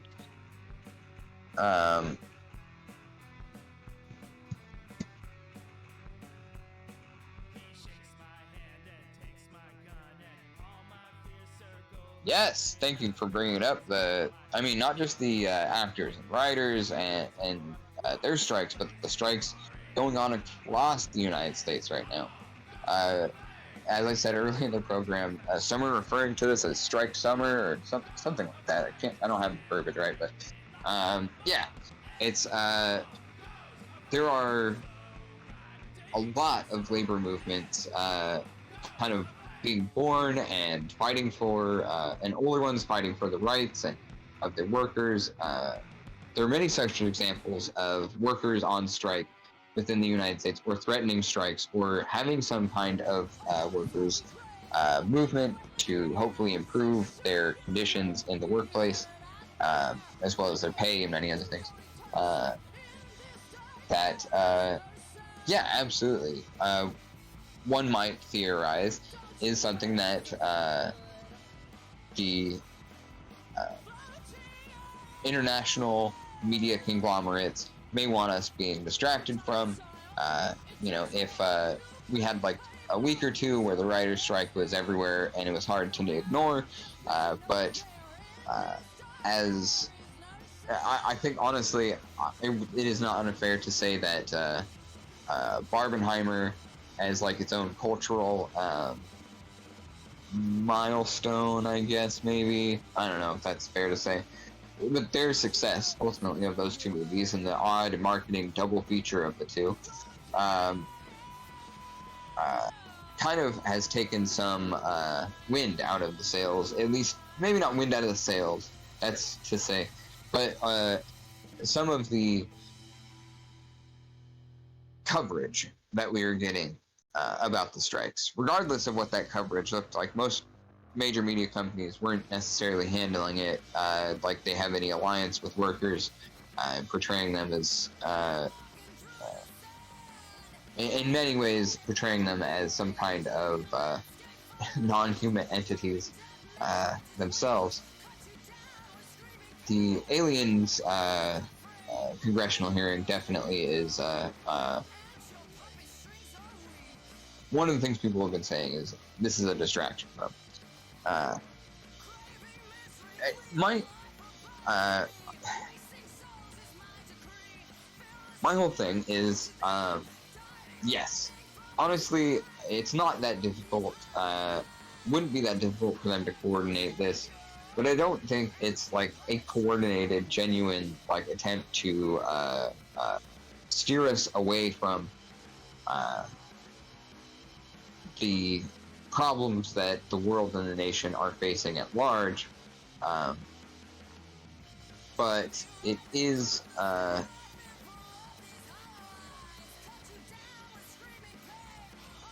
well, I mean, curious timing. It is curious timing, absolutely. But it's also a thing that we're obsessed with culturally, and everyone projects their own perspective into, as I've been saying. So when a story like that does appear,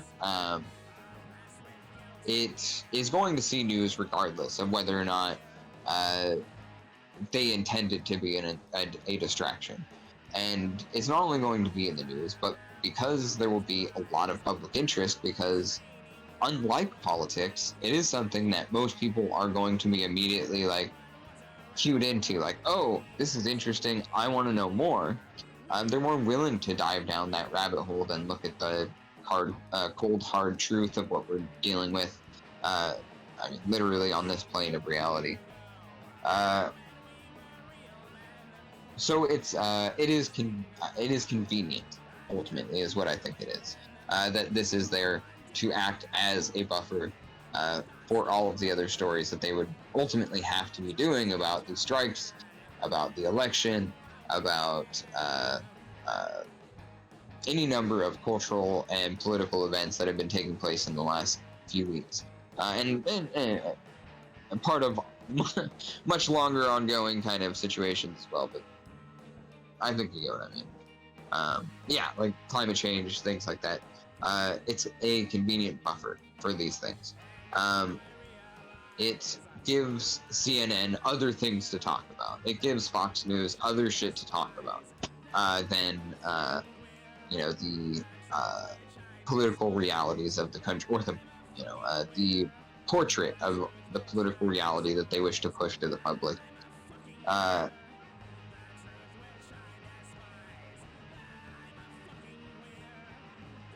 So yeah, I mean,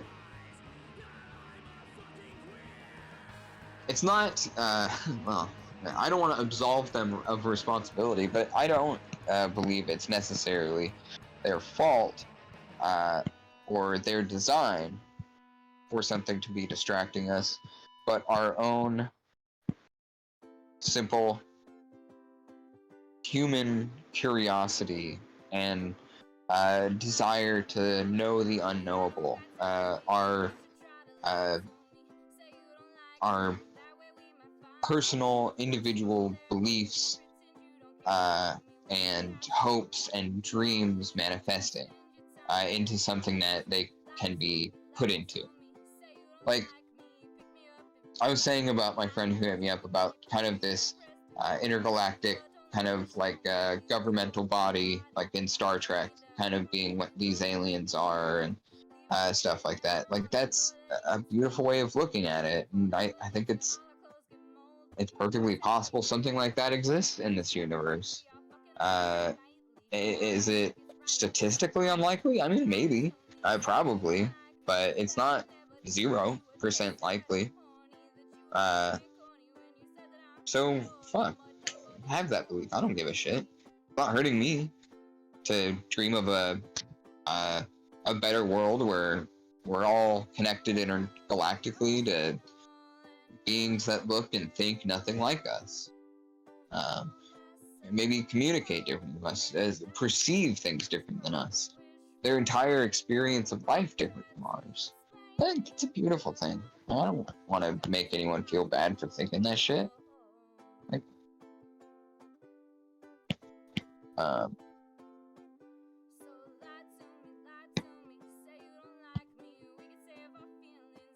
yeah.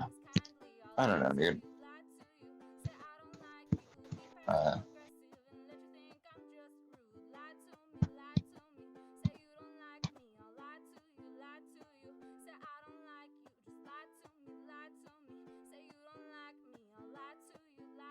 Like, I think it's also, it can be cultural, right? Like, look at a lot of the kind of abduction and kind of alien conspiracy and UFO stuff that was going on, 50 years ago. In like the early stages of the Cold War and things like that. These are a lot of those narratives, fictional narratives, and a lot of the kind of like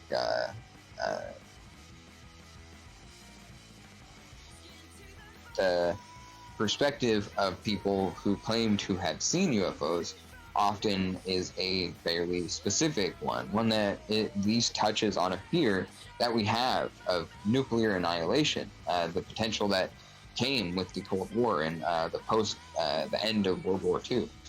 Seeing the destruction wrought by the United States upon Hiroshima and Nagasaki is carries with it, I think, a cultural sense of guilt and a definite fear that we have of mutually assured destruction when two countries with nuclear power go to war with each other. It's a terrifying thought.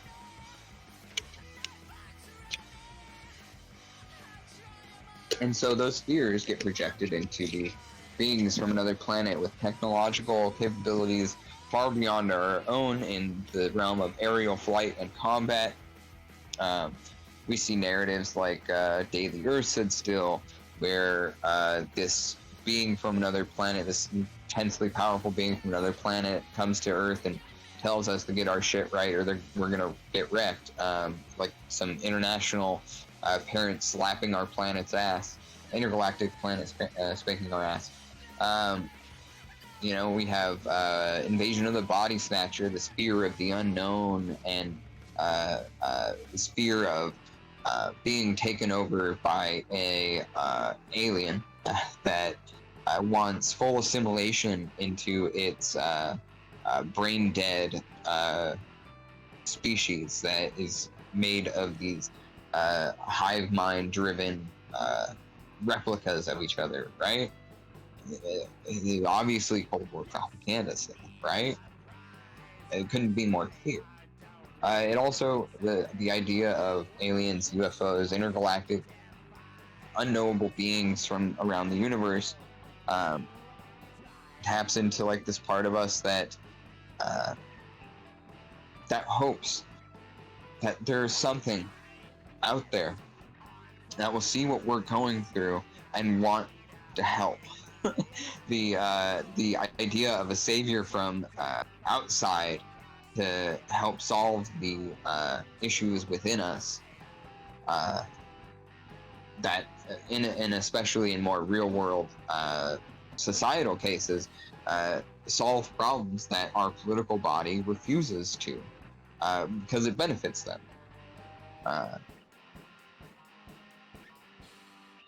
Oh, jeez. I've been yammering for a long time. Sorry. Not sorry. That's what I am here for. But also, yeah, I haven't drawn a lot. I've drawn very little this episode.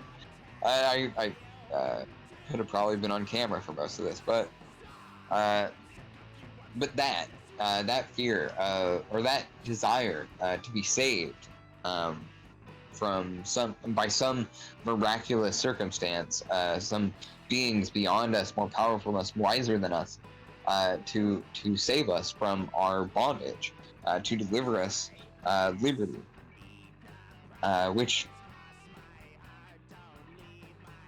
yeah, is a beautiful thought. But I'm here to tell you, comrades, that we, in that case, we are the aliens. We are the force that will collectively throw off our chains. It cannot be given, cannot be handed to us by some miraculous entity outside us. We have to work for it. We have to fight for it.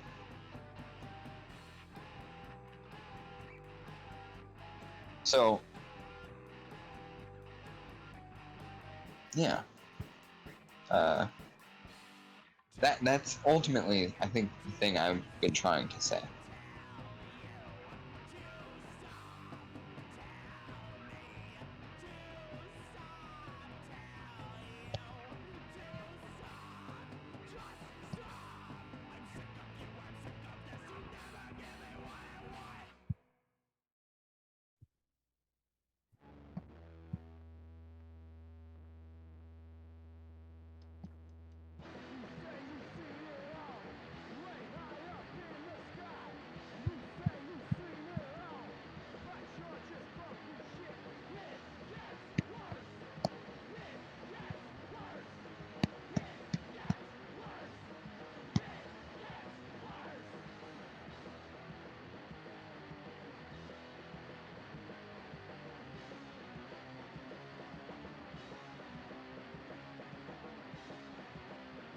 Yeah. There's always Jason Momoa, guys.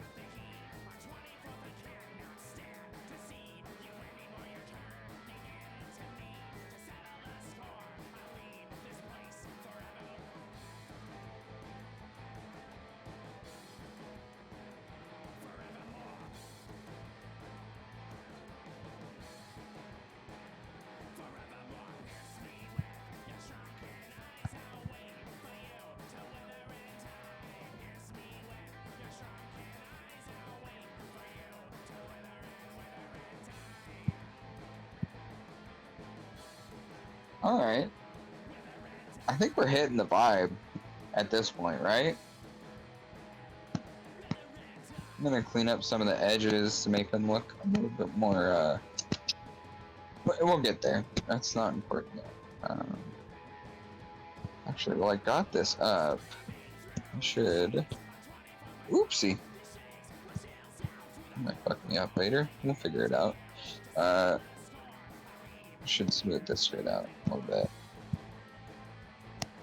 Although that might take away from, like, its...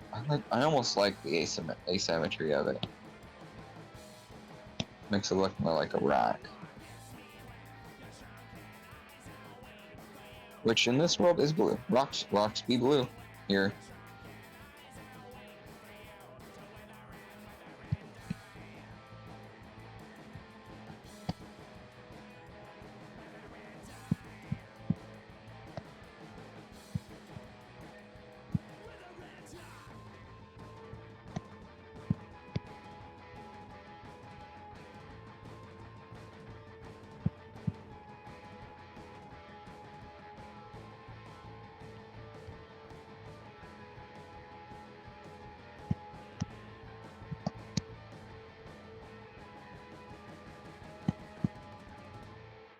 Alright.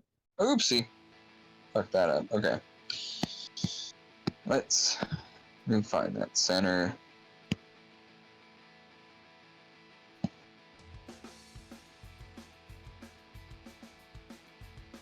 Huh. It's fine. Okay. There we go.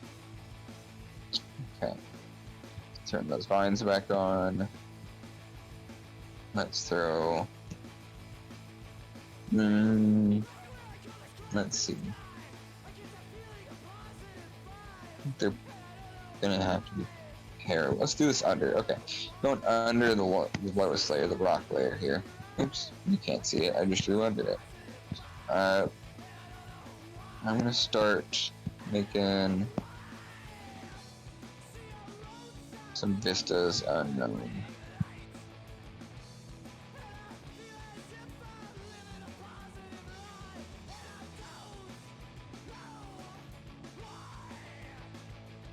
No. If only we had a little laser eye, that would be nice. That's what we need here. More lasers. Laser with laser sub. It's the name of the program now. We're changing it. Deal with it, liberals.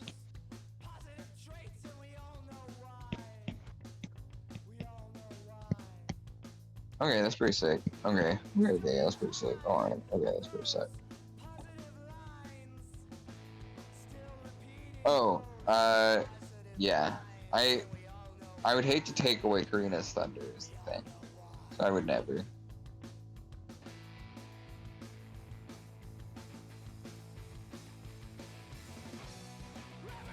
Fair. That's very fair.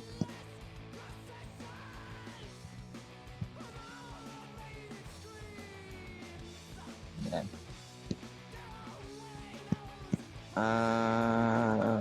Do I need to kill the symmetry for this? No, it's fine. I have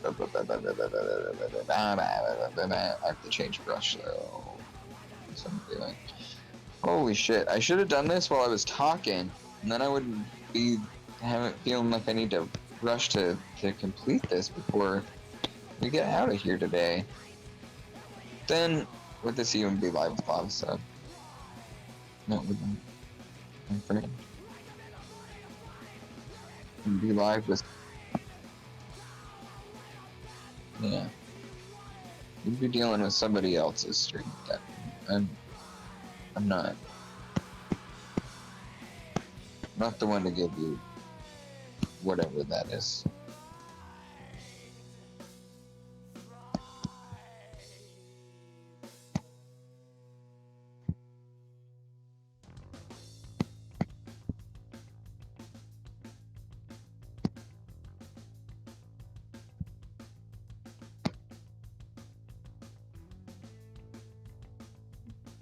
Oh yeah, this is all building up. So everything I've said today, it's just a ploy, because I am running for president, and now you know that these are my stances on aliens, the most important political topic of our time. Yeah, so I'm running for president, and you should vote for me because I would be the hottest Lebanese president the United States has ever had. I would be the hottest leftist president the United States has ever had. I would be the hottest queer president the United States has ever had. You see where I'm getting with this. Many people were confused when I said this on Facebook. I mean, I'm the only one of those things, is the thing that I'm saying.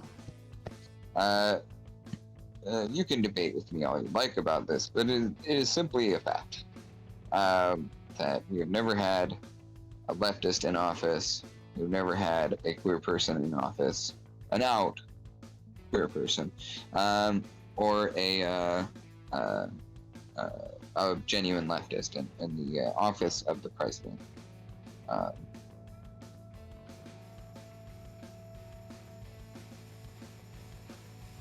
So that's another excellent reason why you should vote for me.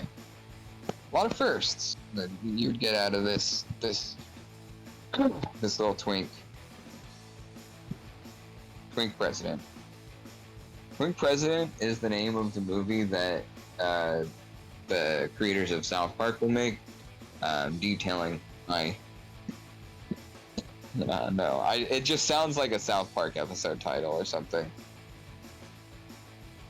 But yeah, we're capable of doing that in a different, maybe better way than Trey Parker and Matt Stone. But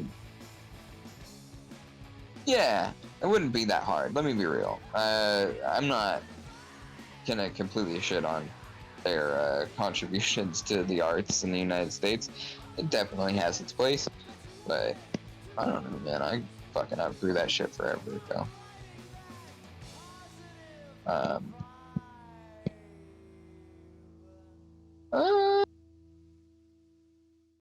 Okay, we got some pretty chill vistas out here. Let me I'm gonna need another layer. Go underneath all these layers. Let me just get real funky with it real bad. Okay. What was that brush I was using a lot on that commission piece I did? It had the funny shape. That's it.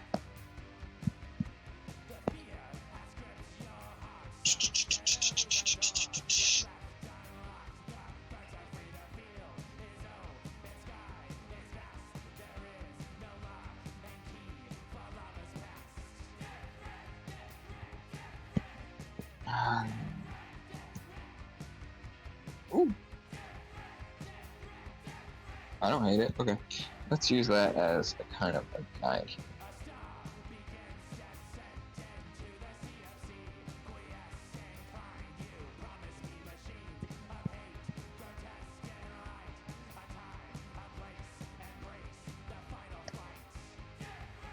Let's hit that color randomizer button. Keep on with the warm tones.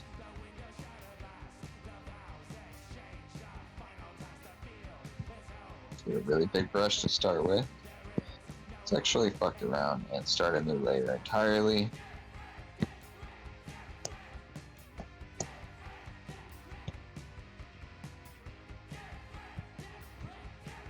Yeah, bitch. Oh my god. Okay. I don't hate this.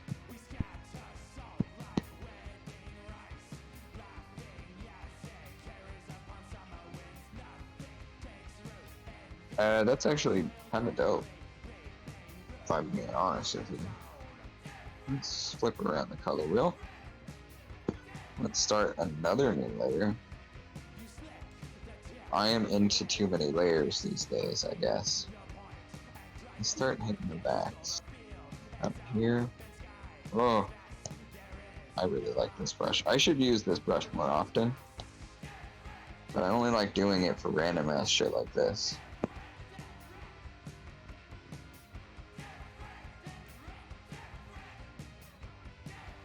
Let's actually go a little bit more towards the gray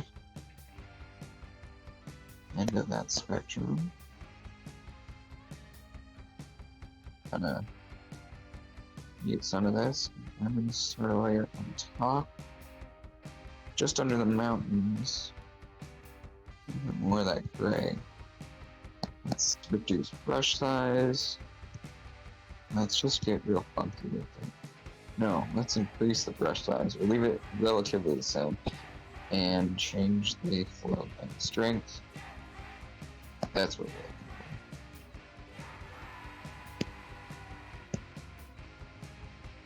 for. Misty, foggy.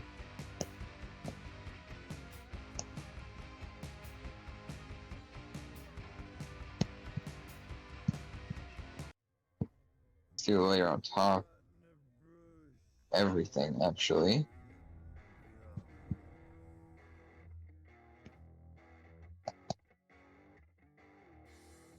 Let's actually make this a little bit more. Oops, wrong button. I still want it a lot more. I don't want the colors coming out too saturated. A lot of brighter. Okay. Yeah, we're in the foreground now. A lot brighter. We actually did a bigger brush. Oh, fuck me, that's sick. Okay. Let's hit it a couple more times and call it there. Turning off symmetry brush. Okay. Or tool. Let's make sense out of some of these shapes.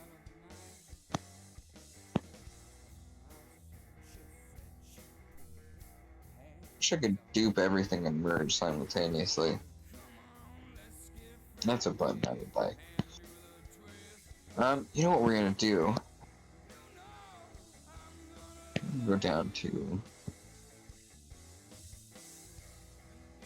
our typical blender. I'm gonna max out the strength and flow. We're gonna go big brush, and we're just gonna use the circle tool. We're just throw in an angle so the circles are funky. Just gonna start hitting it. Bigger, little, doesn't matter. Circles. I'm just looking to. I don't want to go in there and change the opacity of the layer. Or I would just do that. Yeah, this is just to move some of this around, make it a little less intense.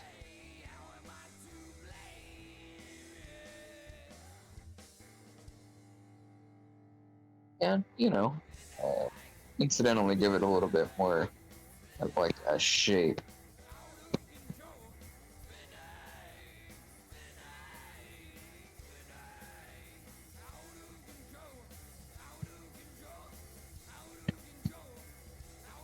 Let's turn that off. Let's just go in big brush, wiggle around a little bit. Oh.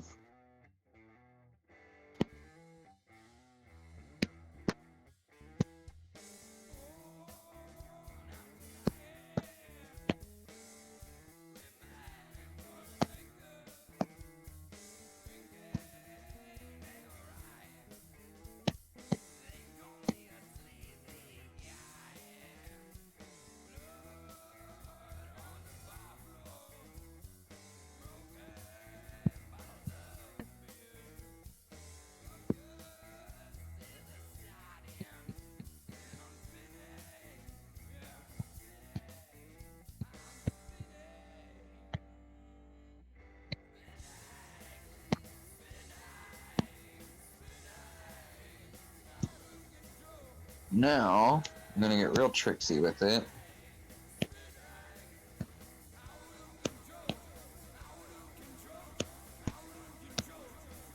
don't remember how to do this. I need to turn on transparent color. App updated, so I'm having to change how I usually approach this. The one flow and strength 1 is gonna give us. Oh, no, that's not enough. Let's go flow and strength 3%.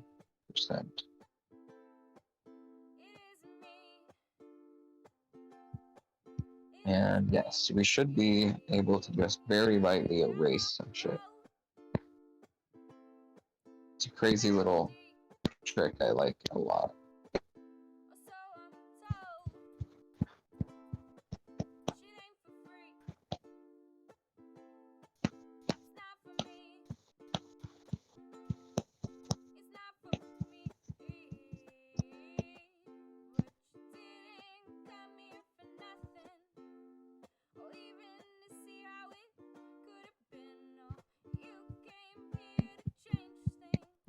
Might not even look like I'm doing anything to y'all. That's kind of the beauty of it. You know what's really funny is I worked so hard getting all these very specific, very saturated colors into this foreground and background, and then I just covered it up with a bunch of gray. Truly a metaphor for my entire personality. No, that's the edgy one that lives inside us all, and myself, for sure. Go up to 8. I need a little more action.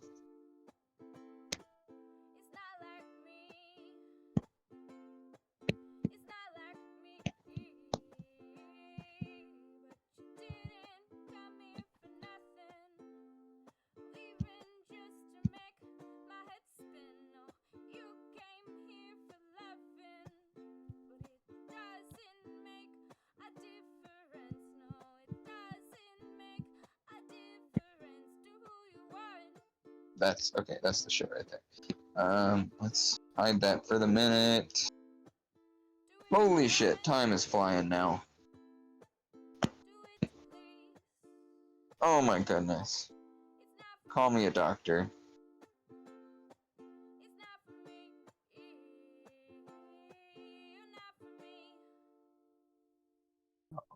Thank you, son.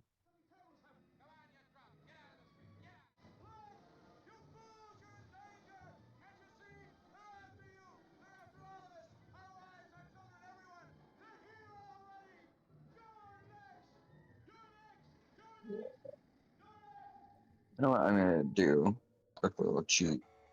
I'm gonna dupe. I'm gonna dupe. I'm gonna lower it most of the way. The darkness of the color that was applied. And then I'm gonna just shift a little bit.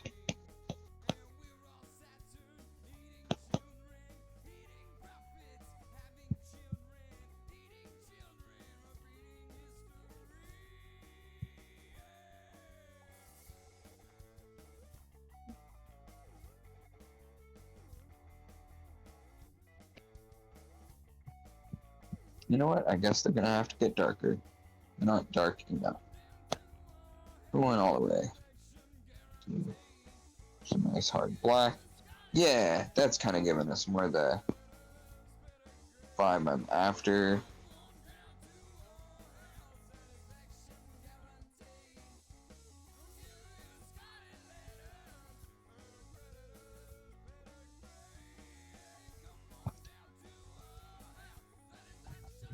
Interesting. What am I even doing with this layer? Oh, I see. Okay. Oh no. This got kind of...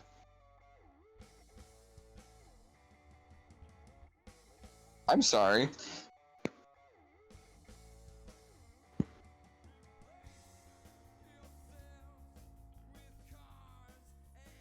Not really. I'm sort of sorry. You know what? I did that too soon. I'm gonna have to delete those so I can futz with those lines some more before I copy them and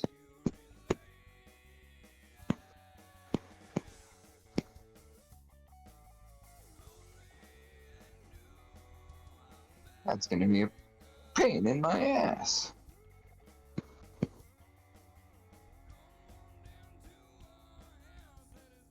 Let's give these mountains some texture. They got a little bit. Let's give them more.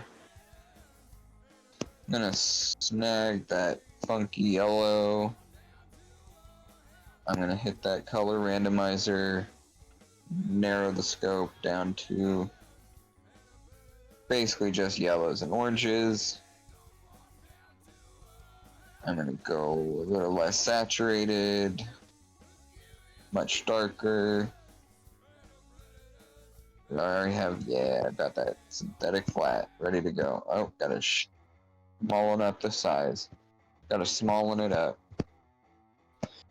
You know what? This isn't the texture I want. I want no, not the texture I want. I want something feels like rocks. Let's hit it with some of this.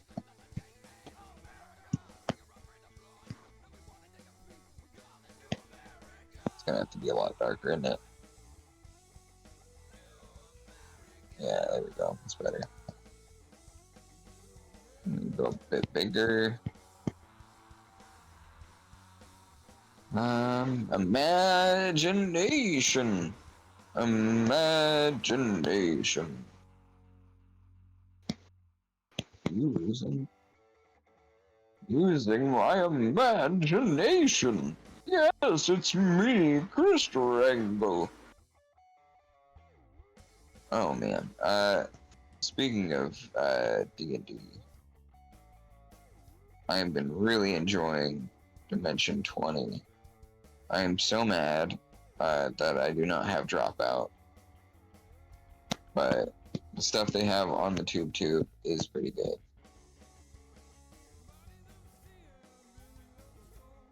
I never really, I gotta admit, I'm not a big watcher of actual plays. I don't, it's not something I watch a lot of. Even the biggest ones, the ones that are everyone says are wonderful, I haven't been able to get into it. But I think me and Kat were just looking for something to watch the other night, and I was like, oh yeah, we should give this a little look-see. And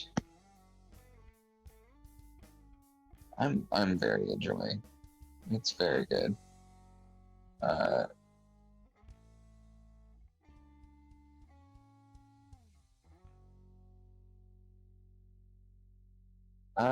I know the name Acquisitions Incorporated. I think that's one that Zach has been recommending for a long, long time.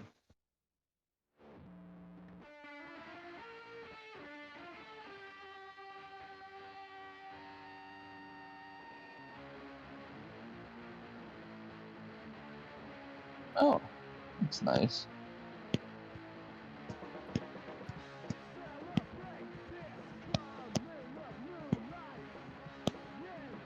Yeah, I think what drew me in is like the Fantasy High, and we just started watching the New York one. That cast with Brandon Lee Mulligan, Brennan, right? Brennan Lee Mulligan is definitely just one of those things where it's hard to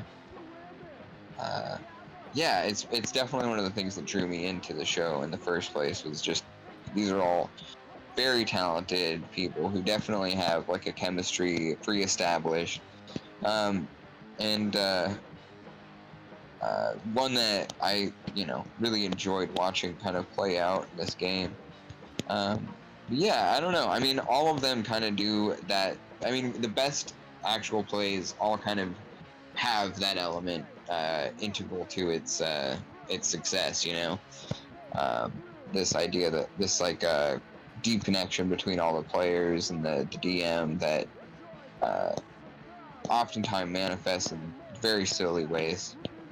But yeah, that's what draws me in.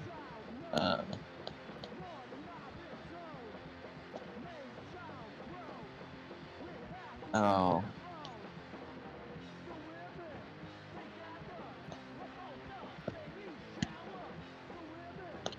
Yeah, no, I'm super interested in watching all their stuff. We only have access to the stuff on the tube.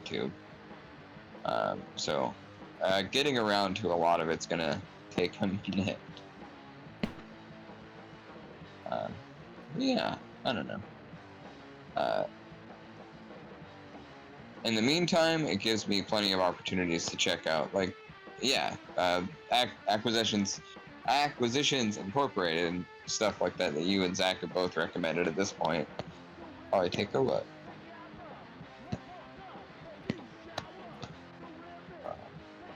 It's got texture. We can work with it. It doesn't need to be finished yet, right? Right. Yeah.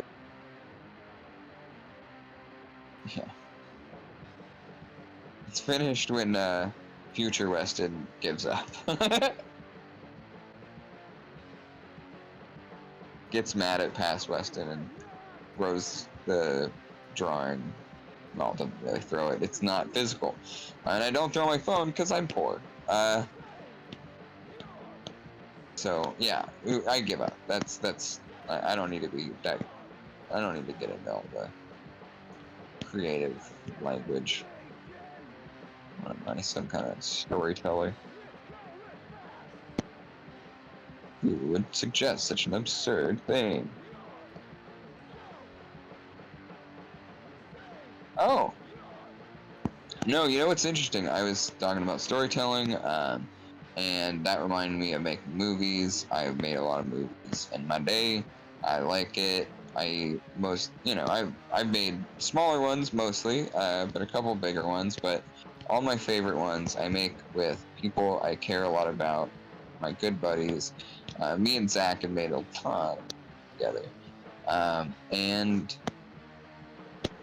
well, I'm headed up north soon. I'm gonna be not here.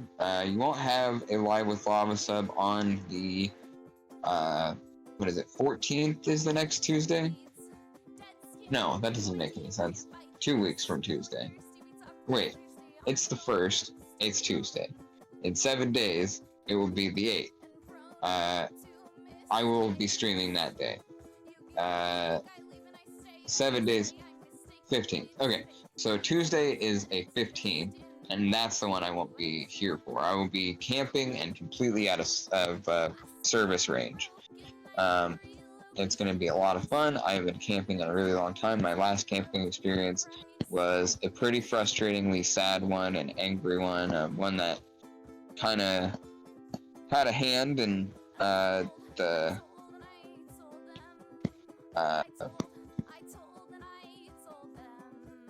God, I don't know how to put this. Basically, I stopped talking to my sisters around the time we had our last camping trip. One of the, most frustrating moments of my adult life, and a moment where I realized that, yeah, these people are never going to look out for me. I gotta do my own thing for a while. And maybe I'll reconnect, maybe I won't. That's up to me. At the time, I would like to make that happen if I ever do. So it was a frustrating camping experience, if you can imagine. So this is the first time I've been camping since then. And I'm really excited about it because I love camping. I have done a lot of it. I like being outside. I like places I can go where I'm with friends and we're in a setting where we're less concentrated on silly things like our phones and stuff like that. We have the moments where it feels like you have all the time, where it stretches and expands and feels like you can breathe for a minute without worrying about the next stressor. Honestly, I wasn't really thinking that we were going to do this. It's been on the books for a while for me and Kat.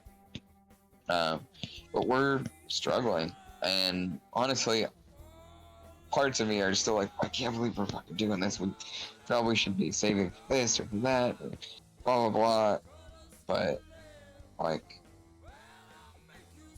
we've been in that mode for like 4 years since we moved to LA. I mean, the first few months we were coasting. We've had some financial security, like savings and stuff like that. Yeah, we've been scraping by this whole time though, and that threat of like, when is the party over? Like, when is I shouldn't say parties, work predominantly, but that's the question that has been plaguing us for a while now. And I think part of me knows that it's what's good for me and for my partner, and like that we haven't had a moment to like breathe and relax and do something for ourselves, and it might put a little bit of stress on like our finances, but I think at the end of the day, it's going to be, we're going to be happier for it. We're going to be better off for it. Work harder because that, we need to overcome the place we're at. And we're freaks, okay? Like, we need a little push. I think everyone does, but me certainly. I always need a little push. And if this is that little push, I can't think of anything that would be less severe, let's say. So I'm looking forward to that. You will miss me on the 15th. but I will be back the following week from Santa Rosa. We might have some very special programming for you that day or one of the days of probably that next week. So just keep your eyes on Lava Submersible on Instagram or on TikTok. Keep your eyes on the Nerdcrafty channel for information as it comes. As always, my schedule is very flexible, but most of the people I care very much for, I love, that I want to do stuff with, are very, very busy people. So I do my absolute damnedest to be patient when it comes to asking of their time and things of that nature. So I'll have some information to you soon, just not now. But suffice it to say, I'm probably going to be doing either some kind of drawing or some kind of gaming. So yeah, that's all I got for you right now. You just have to pay attention to me, which is my grand design anyway. If you didn't know that, I'm sorry. Hello, look where I am. I am on Twitch. Anybody on Twitch says they don't want attention, they're fucking lying, dude. I'm telling it. I'm spitting it straight. Right?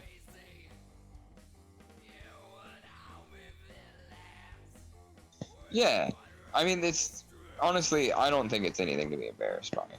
It is literally one of the basic human needs is community, and that, you know, I think can definitely be can come from that place of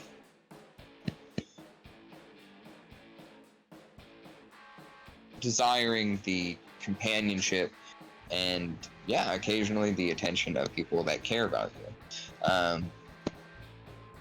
And especially if you're an artist in our modern day, you kind of need to be on the internet in order to survive. If you want to have a career in the profession that you chose, probably much younger than you had any business making big decisions for your life with, but you did it nonetheless. I certainly did, and if I'm being real fucking real with you, I don't regret it. Like, is it difficult? Yeah, fucking yeah. It's one of the, actually, it's genuinely one of the most difficult things you could possibly fucking do. I don't mean that to like try and pat myself on the fucking back, because I didn't earn that shit. The reality of it is that anybody, as an artist, trying to make their dreams a reality, trying to make their passion their career, is not only brave, but forced to be intensely hardworking. Yeah. Absolutely go fuck yourself, every AI goober that says that artists aren't hardworking, or tries to make the argument that digital art made our jobs easy or something. Yeah.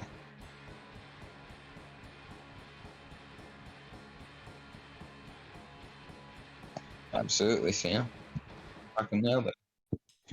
Yeah, it's a pretty silly assertion. One that comes from a place that obviously has no business, or someone who does not is not an artist, somebody who has not lived that life, someone who doesn't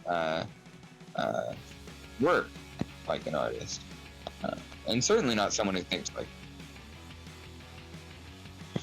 I mean, if I'm being real, I ain't done that shit, but I still work really hard to make my art look like me, like I made it.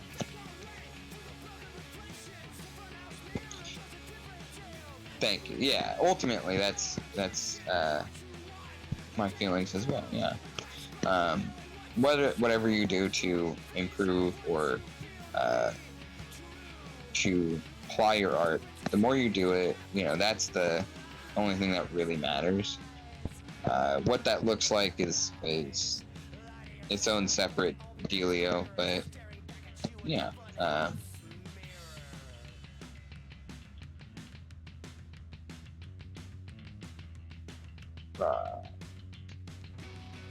This looks pretty good. I'm not mad at it.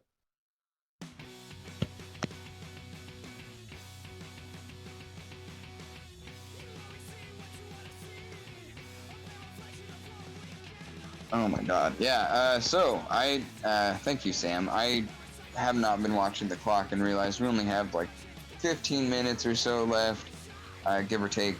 I keep looking at this mountain. I'm sorry that it looks this much like the head of a penis. It's definitely not what I was intending. But artist intentions don't matter.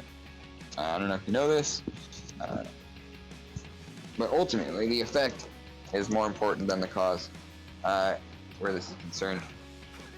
And that can be interpreted in many ways, because art is always interpretable in many different ways. But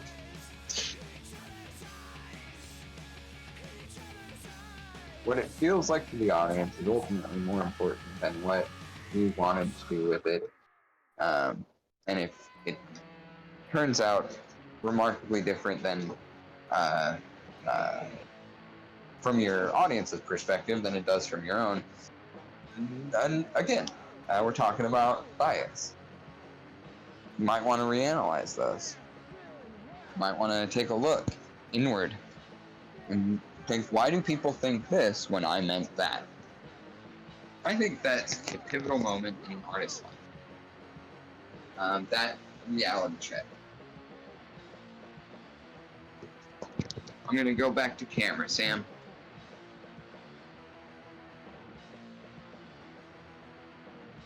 Make sure you can't see up my dress. Okay, I think we're both sure. So yeah,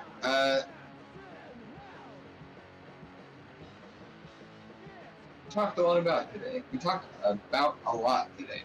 I think ultimately most of that circles around bias and perspective, and how reading into things is not only our nature and what we're going to do naturally with as people, but it's also really good for you. Analyzing your own biases, your own perspective, taking a moment to think why you think certain things, taking a moment to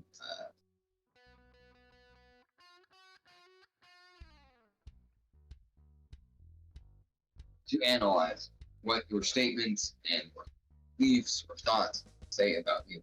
If I cut my head off at the halfway point, do I need to adjust my camera? I know I have to. Okay. But yeah, that ultimately, even though I came in and said we were going to talk about aliens, and we did, we were talking about a lot more than just aliens. Remarkable how I've tricked you like this. I have manipulated you. Gaslight, gatekeep, girl boss. This is what I have done to you. Look at what I have done, Taylor Swift. Or wait, look what you made me do, Taylor Swift. Now we're quoting. But anyway, we have a lot going on, emotionally, financially, and otherwise. We're all dealing with existential crises and the reality of living within this dystopia. And therefore, I'm never going to try and take away anybody's joy. If you like thinking about aliens and want to believe they exist, it doesn't hurt me. As long as you don't think they're like lizard people aliens that are all a certain cultural or ethnic background that are out to do unspeakable things to our society. Because that is a different thing. You might think it's not, but it is a completely different thing than just talking about aliens. It's a crazy old world out, it's a crazy old mixed up old world out there, Elsa, and that's why you're getting on that plane. we've also got actual programs and things like that we're discussing. We have episodes of You Awaken in a Strange Place in the works. As I said earlier, everyone involved is very, very busy, so I'm still waiting to give you 100% exact dates on that. But more than likely, we'll have at least one game of You Awaken while I'm out out of Los Angeles for a couple of weeks. Me and my partner head up north. You will miss a day of streaming on the 15th. But other than that, it should be more or less business as usual, or even maybe business as more productive than usual. Remains to be seen. All depends on a lot of things working out in ways that can always go awry. So keep that in the back of your head. We do have an episode of Ironheart still in the can, slowly getting out to you folks. We should have it out to you this coming weekend. So keep your eyes on our YouTube channel for that. I'll be sharing links on my social media, as will Sam, in the Nerdcrafty channel proper. In case you are trying to make sure you see it, go ahead and find our YouTube page. I think Sam can drop a link for you. Give us a subscription, turn on notifications on. Just hit that old bell. You've all heard the spiel 1,000 times. We also have a Patreon that we would love to have your patronage on. If you are thinking that stuff that we at Nerdcrafty do is worth a little bit of a donation for our continued effort, we would very much appreciate it. This might seem relatively stupid and silly and like it's not anything, but we work really hard on this stuff in a genuine, no bullshit kind of way. We're real people. It's reality. We live fully in it and cannot escape from it until you make us millionaires. In which case, we'll forget all of you and we'll buy Bentleys and live in Beverly Hills and shit on all of the people who make less money than us. But that's not happening yet. So if you want us to eventually at least get to a point where we're able to feed ourselves on this kind of stuff, definitely check out the Patreon. Share with your rich auntie or something. I don't know. I could sugar. I like sugar in my tea. You know what I mean. Tell your aunt or your uncle, whoever. They don't have to be hot. It's fine. They do have to have money. So let me know. Oh, we sell paintings. Also, dang, I'm glad I remembered before we got out of here. There is one thing I wanted to talk to you about before we get out of here. Definitely go check out my partner's page and their clothing design page that they are just getting started with buddy Nina. MeanCat69 is their clothing design Instagram handle. Into the Cat Eye is for their art. They're selling original canvas works. They're an immensely talented artist. I gush about them all the time on the program because this is 100% the truth. So go check out Into the Cat Eye on Instagram and at MeanCat69 on Instagram as well. You can also find Into the Cat Eye on TikTok. Check their stuff out and maybe get some art for yourself. Or very soon you'll be able to order some posters. For now, it's just you're going to be able to see some of the design ideas that they have going. They're going to be chronicling the kind of early days of starting this venture with one of their best friends. And it's a very cool thing. They're both very talented people, and bringing their talents together and don't have a ton of crossover. It's a really cool thing. And I know they're going to be a success. Definitely go check out BeanCat69 on Instagram. I'm very excited about it. Especially because I will probably be doing some modeling for them. Maybe. Probably. More likely. But yes, also go check out my partner's personal page, Into the Cat Eye. You can find art for sale there. They'll be hyping up a theme park. They have it for a little bit, but it's been very quiet. Yeah, as I always do, have my paintings and comics and picture cards and any number of collections that I've picked up over the years. I am selling those on my Instagram as well. You can find some of the stuff I have there.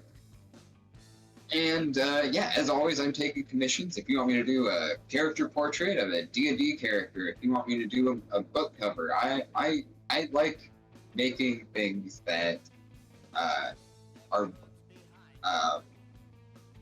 important to people. When it's something that requires a certain amount of storytelling and kind of like looking at things not as they are, but as they could be. You can definitely see that in one of the recent pieces I did, not on stream, but you can see it on my Instagram where I'm working on a portrait for my good old friend Gabby. I took as I do on this program sometimes, I took a photo and I changed a lot of elements about it to make it something that I saw within the photo that definitely isn't there. In no way is it there. So yeah, that's what I do. That's my bag digitally. Physically, I make horrendous monsters that everybody can have opinions on, and I look. That is my opinion. Other than that, yeah, keep an eye out on the Twitch channel. Subscribe to us if you haven't so far. We will be having a game of You Awaken happen soon. I just can't give you a hard date yet, as we're still working it out. But keep your eyes open. And above all, take care of yourself, take care of each other. Good journeys.